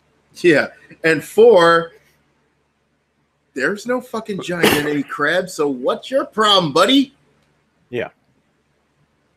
So, now, if there was a giant enemy crab, then I'd understand. And five, am I the only one who can't help but notice that this whole we need to pay close attention to historical accuracy is used very one-sided? Yep. Because again, if you're going to take that route, then you would also have to complain about historical inaccuracies when it comes to. Well, I'll just use a popular example from my own heritage. If you're going to take that route, then you should be yelling at a certain sports team to take the horns off of their logo if they're supposed to be Vikings. Yeah, or better yet, How about one of their favorite woke musicals, Hamilton? Hamilton is shit. Watch 1776 instead. Yes. Yeah. And of course the Vikings fans ain't gonna be pissed. Are gonna be pretty pissed about that anyway, especially since their team's gonna probably take the NFC North this year. Yeah, but people have known about the whole Viking horn falsehood for my entire life, and it's a case of nobody cares. In fact, I distinctly remember when I was a little kid, there was a campaign to try and get that removed, but it got shot down. Especially since that would mean you'd have to spend money on doing new uniforms and brand new merchandising, and have to do all the stuff on the field because keep in mind this was still back when the Metrodome was around. Yeah. Let's see. He goes, it's easier to see the leniency in historical fantasy such as Legend of the Five Rings. The world of Rokugan is the fictional work of the authors John Zinzer, Dave Say, Dave Williams, and John Wick. John Wick? Not that John Wick. It is definitely appropriative, drawing largely from feudal Japan, but with other inspirations from Korea and China. Oh. Yeah, that's that. You're not telling me anything I don't already know. Yeah, and for the love of God, this idiot better not kill John's dog. He goes, L5R has its own interesting history, which I cannot begin to unpack completely, but some elements of the cultural appropriation soften when framed as a fantasy setting. So in other words, you're using a special pleading thing. He doesn't, like I said, old Morningstar is so afraid of the backlash from L5R fans, which is it's growing steadily. I mean, with the fail of Magic, I bet you this card game's gonna start taking their place slowly but surely. L5R has always had a strong place, and it was one of the in its original CCG form, it was one of the last competitors to Magic. Yeah. But now they're going into the much better, in my opinion, living card game format. So no more random pulls and booster packs for you. Good. Yeah, not only that. Also, Fantasy Flight Games does not fuck around when it comes to production values. Yeah. So there's going to be some good materials used at least. And for Morningstar's sake, he better not be patronizing Russian clubs anytime soon, especially if they got spas in the basement. Yeah. He goes. He then goes, where such depictions tend to gain more credibility from a non-Western audience is the coherence in the way these disparate elements are brought together. Not perfect, but softened. I guarantee that this person has never spoken to anybody who is of a different shade of skin than he has. He puts in an editor's note, these claims about L5R are contentious. There are many who experience cultural appropriation and would still regard this as harmful. One size does not fit all. Oh if one size does not fit all, then why the fuck are you bitching? Oh my God. Someone should just stab him in the head with a pencil. Let's see. With a pencil! Okay, that's enough John Wick jokes here. For the record, watching John Wick chapter 1 and 2 was the way I was able to survive going on those flights. Because nice. I didn't have to pay for it. Nice. Well, I paid for the flight. I didn't have to pay for the film. That was free. Yeah. But you have to pay for the drink, right? I didn't. Nope. Oh, really? They must have hooked you up. Well, when it takes you 3 minutes to get out, so you can use the friggin' bathroom. Anyway, they better give you 3 drinks. Yeah. Reflection. The 3 examples above all represent works by Western designers, Faiduti, Lang, and Stedding, Western artists, Cochard, Smith, Edelman, Resch, and Western publishers, Sweet Games, Simon, Game Brewer, and Tasty Minstrel, depicting pastiche Native American fantasy Japanese culture and a historical Chinese culture. He goes, Then there's an editor's note. Lang is a person of color currently residing in Singapore. Though a minority, his background and nationality is Canadian, and this locates him as a Westerner too. Oh, so we're bringing this card out, huh? Yeah, bringing out the race card, and all of a sudden now he's saying, but he's Canadian, so he's a white male too. Fucking dolt. You know they wanted to say you're a fucking white male. Yeah.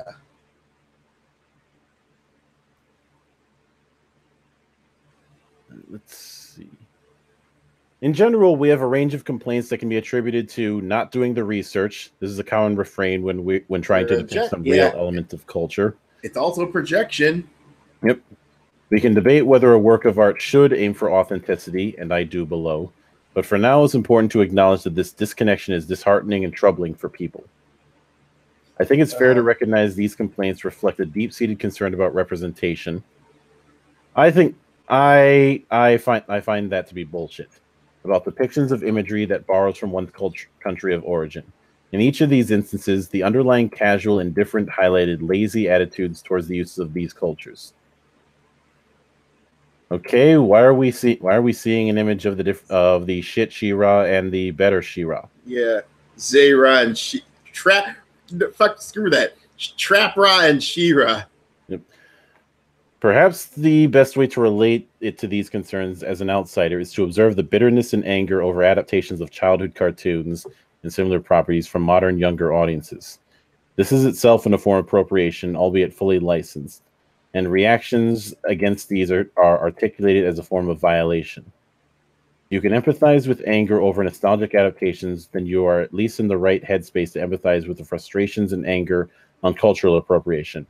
No, that is a false equivalency. Not in the same ballpark, not even in the same fucking sport. He goes, please don't take this comparison to mean that I'm giving equal legitimacy to the two complaints. I merely mean to lay down a pathway to empathy. Bullshit, no, he is. Don't. You have less empathy than me. Jesus Christ. Does he really think is he going to use the whole Trap-Ra situation trying to bitch about the 3 games that apparently ain't woke enough? Come on, man. I guarantee I would be perfectly willing to buy and run these games at a convention near my area. Oh my word. Anyway, goes the discourse. So it's here that I arrive again to investigate this discussion from the perspective of discourse. So I find that hard to believe because you already had a preconceived bias. Yep. How to view this through the political, social, and economic lens. So you're admitting your bias. I think in learning to understand these interactions at the macro level, whatever that means, gives context to the individual instances. Oh, good. We're back to the non-English English.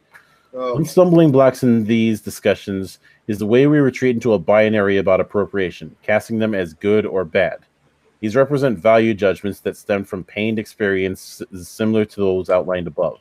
A more nuanced approach is one that tries to understand the harm caused. Perhaps the term misappropriation might be a pathway to understanding. No, you're the one who has been trying to pull the bad card this entire time. So don't even pull that shit. Yeah, you know what I've noticed with this screen and the other screens we've had the misfortune of reading. Do they all sound like bad final papers for like a bad like some stupid what you call it an essay for a fucking final exam or some shit. Have you noticed that? Yeah, this reads like a cheesy final exam, which is full of fucking buzzwords just to inflate the goddamn page count. Given the size of the text and the formatting of this, yeah. And hell, I've written better theses and better audio essays. And if anybody wants a cheap plug, if you want a perfect example of this, look at my last video when I did my farewell to 5th edition. Oh yeah, I listened to that shit. That was I wouldn't say farewell, more like a burial. That 5th 5th edition. It's like, well, keep in mind that the original title for it was going to be A Dirge of D&D. And where do you hear a dirge?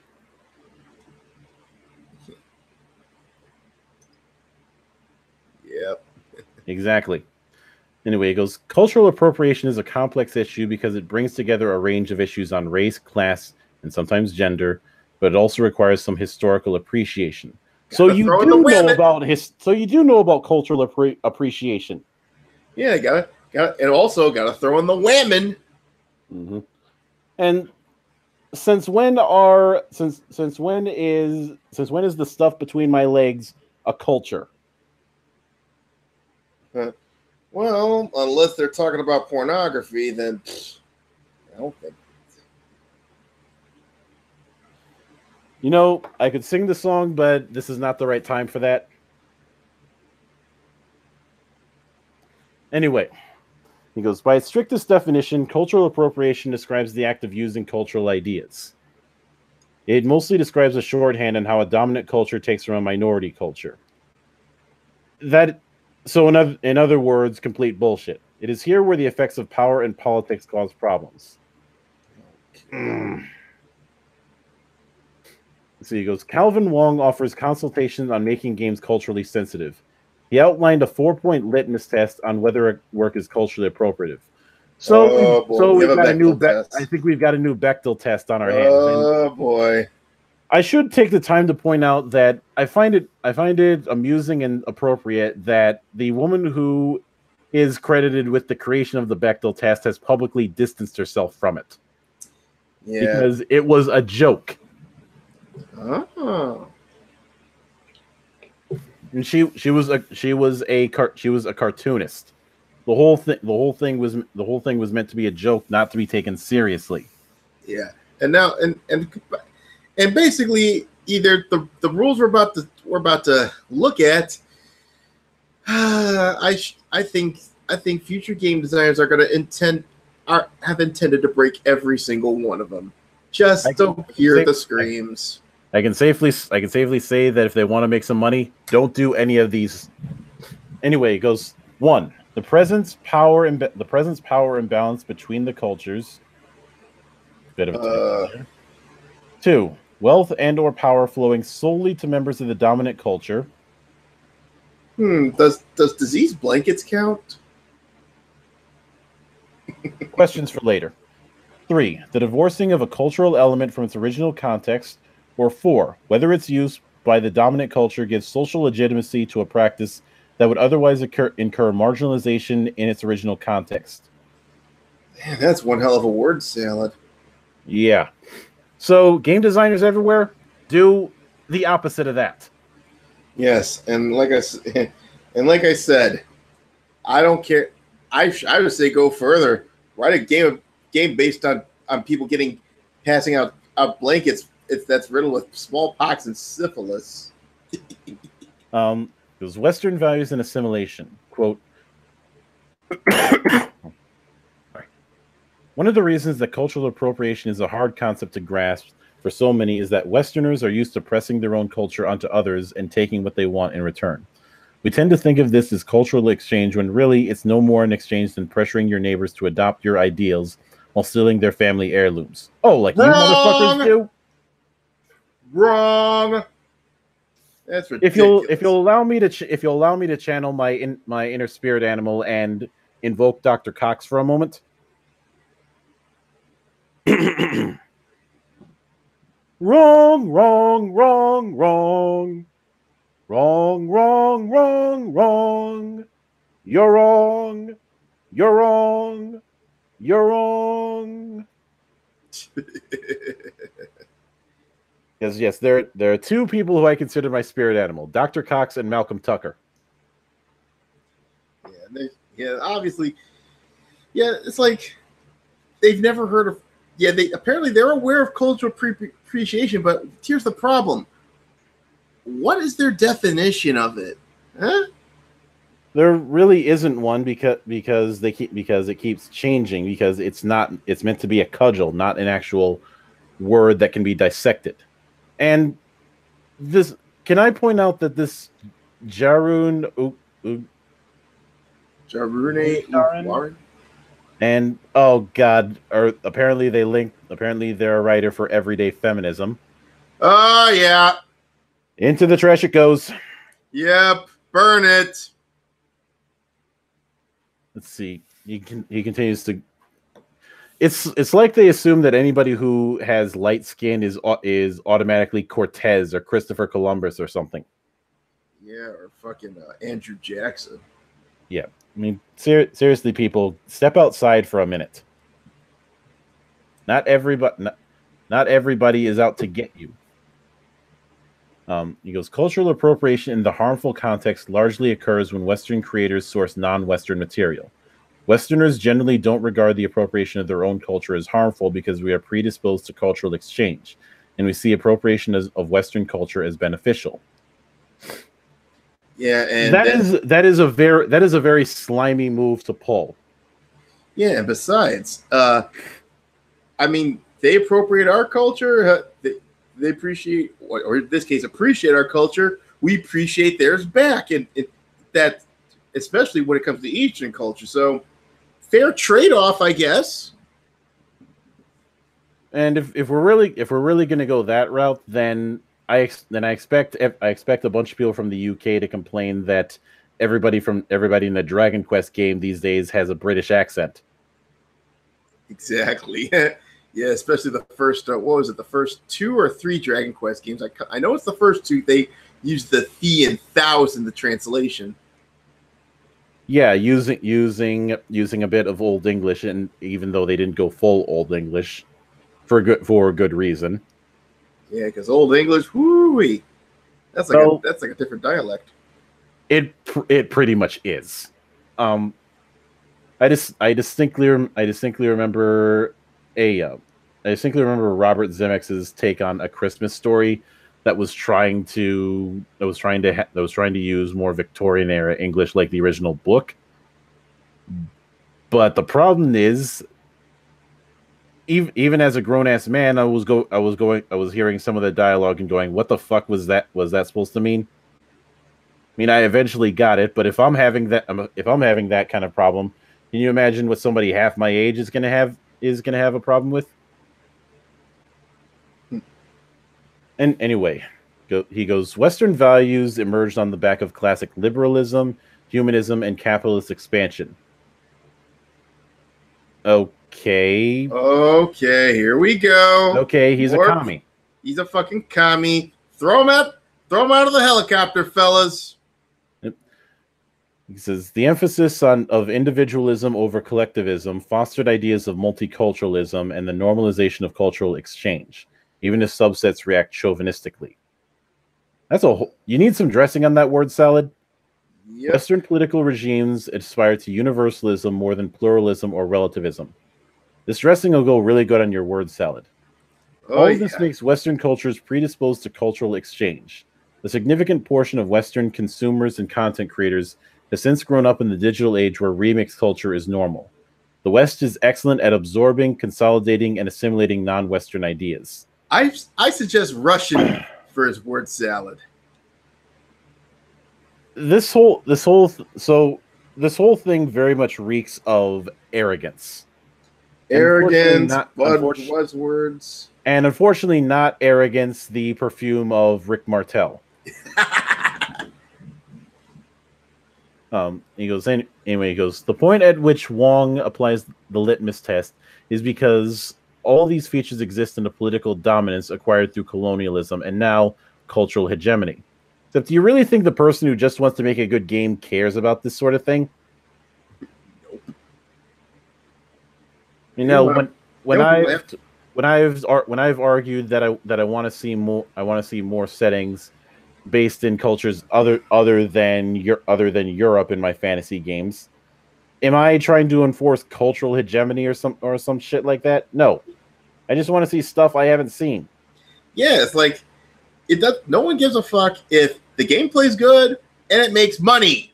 Okay, apparently some people in the game industry probably forgot about one, but now you got this freaking phenomenon where they rather, instead of getting money, they rather get woke.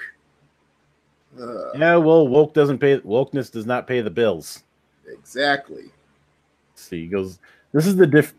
Wait, sorry, I think no, I didn't skip one. This is the difference between, for example, the appropriation of childhood nostalgia for profit and the appropriation of a living or historical culture for profit, even just artistic expression. Same ball. Nope. Different ballpark, different sport. Once again. Mm-hmm. When you apply an analysis of power and exploitation, you can start to see the real harm caused. If you're going to say that this actually harms, you're going to need some stronger evidence. Yeah. Because the Venn diagram of cultural appropriation and cultural exploitation is closer to a circle than it is not. According to you. They love their Venn diagrams, apparently. I like a good Venn diagram, but only when it actually makes sense. See, here's the only Venn diagram that makes sense to me is this: good, fast, cheap. Mm-hmm. You ever seen that? You ever seen that Venn diagram? Yes. Pay attention to the middle. It says in big bold letters, "does not exist." That's the only Venn diagram. You can put it in the same mythology as the wider audience. Exactly. And the greener grass. Anyways, he goes, the long shadow of colonialism. You've read my previous article outlining the long shadow of colonialism. Probably another screed. Apparently the article's title is Our Love Affair with Colonialism. You can start to see why. In many ways, this article is a follow-on from that, because it represents a consequence of the expropriation. I have no idea what that's supposed to be. I don't know if that's a typo or if my thesaurus is failing me right now. Of the natural wealth of colonial subjects, the normalizing of trade and cultural relations under capital expansion. I get the feeling that people like this want everyone to be in cultural ghettos. Yeah, in other words, I also think that article, that's going to go into my incinerator. Yep. For all that colonial powers exported the values of Western liberalism and security norms, they came at a cost of extracting and undermining the very elements that would enable their own self-sufficiency. To date, many indigenous cultures have lost much of their original natural wealth, leaving them primarily in possession of their culture. Not only is cultural an intrinsic aspect of a sense of being and sense of place, it is indelibly intrinsic to what constitutes them as a community. For members in these cultures, it is tantamount to theft and desecration. That's how conquest works, right? So he's a hippie. Isn't that how conquest works anyhow? Yeah, never mind the fact that tribes conquered other tribes. Yeah, you get conquered, you're shit. You'll be lucky if any of your culture gets preserved. Shit happens, friend. Let's see. It goes, this is what makes the appropriation of indigenous culture particularly exploitative. If you are an outsider to these cultures without having lived the same experiences, you are ignorant of the trials and tribulations that gives meaning to that culture. It can be impossible to properly understand that culture from an outside perspective and with any level of granularity. Here comes the finger wagging again. Except here's the problem. You have a whole lot of people who want to learn, and people like this asshole are putting a giant wall saying, no, you can't because you weren't born here. Who's the racists? Yep. It's the long shadow of diaspora. One of the other points of confusion is the way that we talk about how appropriation affects people residing in a country of origin compared to diaspora populations dislocated or residing outside their homelands. Oh, I see where we're going here. This is an attempt to try and deflect if somebody from those cultures says, no, I'm perfectly fine with it. Oh, my God. He goes, China and Japan represent classic examples where the experience of cultural appropriation might not even make sense to those living inside their own country, but only makes sense from the point of view as living as a minority under a dominant culture that alienates you. Oh, boo friggin' who. Oh, yeah. Womp womp. China and Japan are both global powers, with China specifically representing a superpower able to rival the cultural hegemony of the USA. China is a dominant power in spite of experiencing colonialism historically, some of the echoes of which we can still see today, such as the integration and special zoning of Hong Kong. China and its people have their own ability to broker their power relations in the midst of cultural interchange.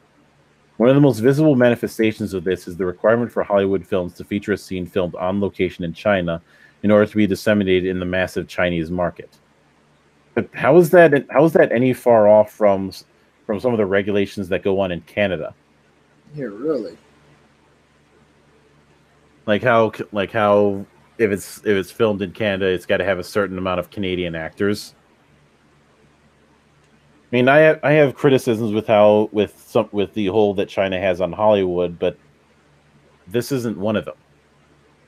Because China has historically regarded itself as a dominant world culture. Use and adaptation of Chinese culture may be regarded as a reflection of the superiority of Chinese cultural values.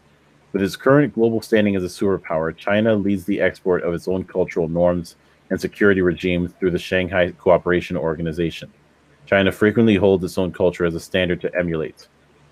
Likewise, Japan, having experienced rapid westernization in the wake of World War II, as a bulwark against the expansion of the USSR into the Pacific, has incorporated a great number of the attitudes towards cultural exchange significant to the West. In some ways, Japan has demonstrated the same kind of romanticization of the West as the West shows Japan. So, yeah, there are numerous reports where Japanese populations express confusion over the outrage expressed by Japanese foreign nationals and Japanese living abroad. Japan is largely a monoculture, and so many of the political and social considerations of cultural interchange do not feature in mainland Japan. So does he not consider the fact that there are different cultures inside of a country? Yeah, has he never heard of the Ainu? Has he never heard of the fact that Osaka and the rest of the country are almost two different places, especially since Osaka was the last region to be unified? Yeah, it's like, yeah, and they talk about monoculture. Come on, that's a more monoracial maybe, but come on, it's the closest thing that the world's got to an ethnic state, but still. And even the ethno-state thing doesn't really apply because again, you have different regions with their own little bits of culture. Like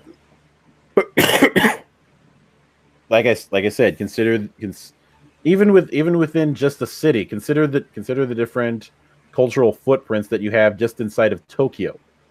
Yeah, no shit.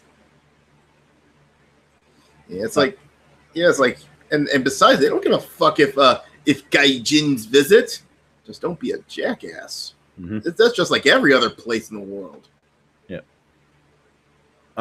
He goes, for the Chinese and Japanese still living in China and Japan, they are insulated away from Western appropriation. So, I see where we're going here. In being immersed among their own culture. There is even evidence to support neither the Chinese nor the Japanese have any notions of appropriation in the way discussed here. I swear to Christ, isn't modern Japanese culture sort of their take on Western culture? It's their take on it's the difference between a period piece and a piece of many periods. Especially when you consider that the religious scene is this hodgepodge of Taoism, Confucianism, Shintoism, and taking bits and pieces from Buddhism and a few others. Yeah. And I think the same approach when it came to cultures, just taking bits and pieces and just integrating it. Yeah, really. In fact, if you look at certain works, it's when people trying to insinuate one sort of culture as being the one everybody has to follow, those sorts end up being the villains. He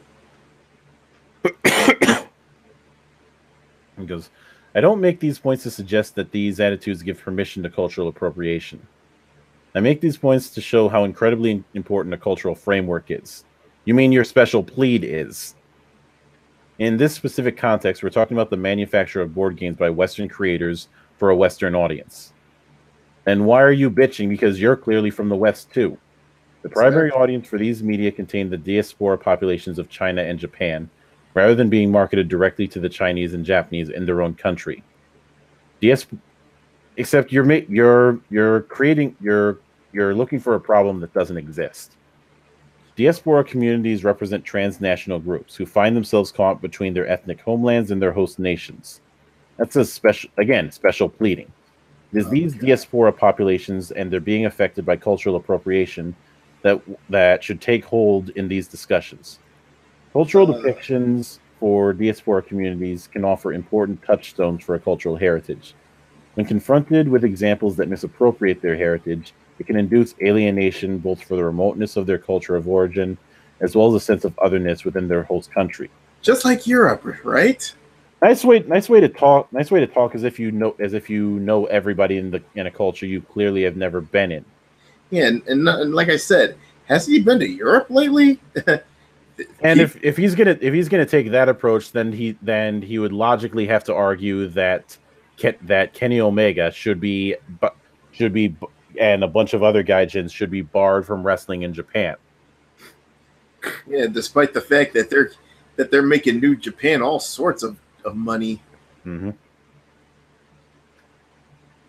And that their new owner, even though he's lived in Japan for at least half of his life and speaks the language fluently, shouldn't be running that company. He's a Westerner. He grew up in Japan, but I think he's technically from Eastern Europe.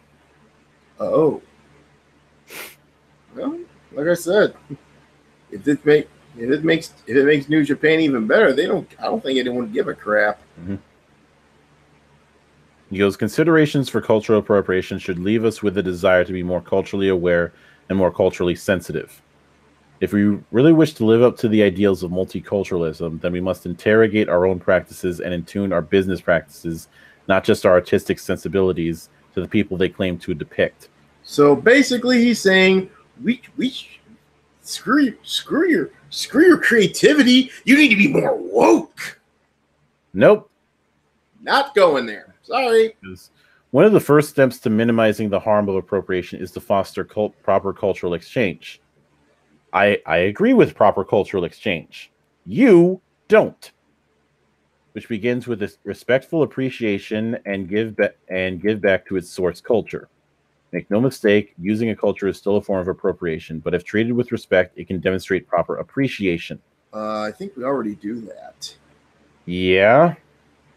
I know I do. I know that Troy Levitt has had a few words on that whole thing. If he wants me to beat myself with a monk flail, well, sorry, that ain't happening. Let's see. Colonialism has had an indelible and incalculable impact on every single culture around the globe. Many of these impacts are irreversible, and many of the inhabitants of subaltern or non-Western cultures must reconcile a relationship with the cultural hegemony of the West, particularly the USA. What are you on? I swear to God, he's still probably. I guess he's still mad about the election, like most of these woke motherfuckers. Let's see. If we are to approach these experiences as opportunities for cultural exchange, then we can derive a number of lessons about what exchange actually implies. It is not merely the act of taking and imposing, but giving back in terms of wealth and power. Oh, he's one of those. Redistribution, aren't we? If you'd like a more detailed exploration discussing the differences between cultural appropriation and exchange, Wu Warren provides a widely recognized article on the subject. Just because it's recognized by your own people doesn't count. And Wu Warren, once again, it writes for everyday feminism. Yeah, so let's not and say we did.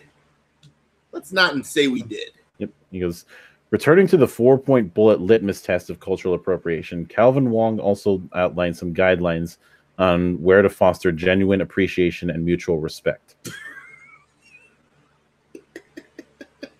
My guideline is very simple. Do the opposite of what he says. Yeah. Rather than a total prohibition to drawing from culture, but rather as opportunities to collaborate with peoples of those cultures. Except I remember Routes telling a story where he did collaborate with a bunch of different cultures for a project, and that got ran out to the point that one of the people decided to just quit game design, period. So So forgive me if I'm a little skeptical. Yeah, and besides, that's a little. And besides, if they do it that way, that would be patronizing, wouldn't it be? It would be patronizing to their culture. So basically, what they're saying is, we instead of appreciating their culture and basically taking cool elements from it, we should be patronizing the fuck out of them. Which in most cases, they'll find that very insulting. Yeah. Let's see. Include representatives of the culture you wish to depict is more likely to aid aspirations to authenticity, but people with connections to their own culture can still speak from an internal frame of reference. They can. I'm not going to stop them from speaking from their perspective. In fact, I encourage it. What I don't encourage is attacking. And not only that, and basically doing like that cartoon did and covering their mouths and talking in their fucking behalf. Let's see. It goes. Storyboard is dedicated to exploring the hobby of tabletop gaming through diversity and inclusive approaches. People involved in this project bring voices from minority groups. I wonder if I should contact these guys and say, for the sake of inclusivity, I demand that you put in my stuff, and then I just put in stuff that's the complete opposite of what they want. Now, this initial thing was featured on on a Facebook group that I'm on, and I'd like to read some of the comments from some other people on what they had to say about this whole thing. Jesse Foughtnot, who's pretty cool, said, Angelus Morningstar, aka Lucifer. Oh, what, pray tell, does this self-styled angel of human enlightenment wish to bestow upon us, the ignorant masses of mankind, in defiance to the Almighty above? And he goes into the whole cultural ideas thing, then says, please, by all means, I'm dying to hear how a cultural idea being shared with others can be harmful. I'll bet my left testicle there won't be mention of a certain cult from the Middle East and its negative cultural impacts on the rest of the world. Well, there wasn't. So our Morningstar here pussied out. He won't. I guess he won't talk about the religion of peace, I guess. Let's see. God. And he goes, Brendan writes from the perspective of one injured by this appropriation. He goes, show me where he's bleeding. Show me an x-ray. Show me some medical or psychiatric proof he's been injured, because I genuinely think you mean offended, and nothing happens if you're offended. See, you're drawing from a fake source of Japanese culture. I got news for you. The majority of Japanese fiction draws from fake Japanese culture. It's called romanticizing. You know, like ninjas in black costumes using ninja-taste swords. Something that never actually existed, but it was fun. Also, if I need a whiter example, pirates didn't say "army mateys." They generally spoke Spanish and French and shit on themselves a lot and lost their teeth. And died of scurvy. Yeah. He goes, however, the counterpoint is that if historical accuracy, So about those black ladies in Call of Duty serving the German army. Then he goes, there are many who experience cultural appropriation that one size does not fit all. Really? Because all I see are people pretending to be offended for the poor, ignorant, clueless minorities. When can I start screaming appropriation for casting a black guy as Achilles? Yeah, really. Although, for what it's worth, I remember seeing Troy, and I thought Pitt did a pretty good job of Achilles as a asshole. Plus one of my favorite scenes from that movie was him versus Hector. Because, well, there are no pacts between lions and men. Anyway, he goes, one of the reasons cultural appropriation is a hard concept to grasp, You're welcome for all these hospitals, schools, roads, and technological advances. And you seem to have no issue with people hurling themselves onto the trash rafts to get all up in our culture. Okay, welcome to 2018. People are going to take interests in other cultures and fictionalize the hell out of it. You think we don't have that in our own history? Oh, well, I guess you'll be shocked to learn that most guys in the Wild West wore bowler hats and most actual cowpokes were actually black. And most of the men that fought in the Revolutionary War were cutthroat mercenaries, thugs, drunks, and guys that were just fucking pissed off and wanted to kill some Brits for the fun of it. Stop trying to police what everyone else enjoys. And if the appropriated persons want to see it done better, tell them to start participating in a share of ideas rather than leeching off. Exactly. Stop. As the wise man said in the movie Be Cool, stop hating, start participating. Alvin Helms chimed in and said, the repeated claims of harm are what pisses me off the most. As you said, people like this seem to be taking offense at something is identical to actual harm. It makes me want to illustrate the difference. And yeah, the other article I was gonna go into that that Arch already tackled was the whole we need female Primaris, which again we don't. Is it another one that should I throw that one in the incinerator too? Yeah, especially since he didn't really argue anything, and he ignored the fact that this has been addressed many times over the last 20 years.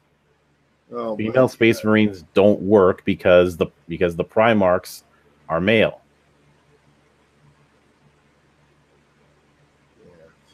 Just because it happened in Aliens doesn't necessarily mean they can work in others as well. Swear to God. Oh my God. But with that said, it is 11:11, which is a really good Phenomena, good song track, by the way.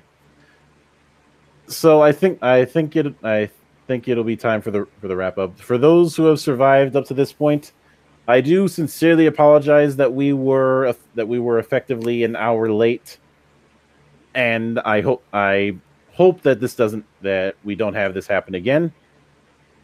On Wednesday, if everything goes as planned, I will be back to joining with the RVT crew, going through Second City, and hopefully they don't get themselves killed. Thursday, continuing the stream of corruption with Lord Nurgle. And I should note that I may be considering doing some gaming streams on Tuesday on my main Twitch channel. It's up in the air if I can get the tech to work the way I need it to. So keep your eyes out on that. And of course, next week, come back for the Monastery Live, where we'll find something to make fun of for 2 hours as we hot dog and grandstand. But until then, for the absentee Doku HL, for Aaron Alexander, I am Mildra, your gaming monk. Stay frosty.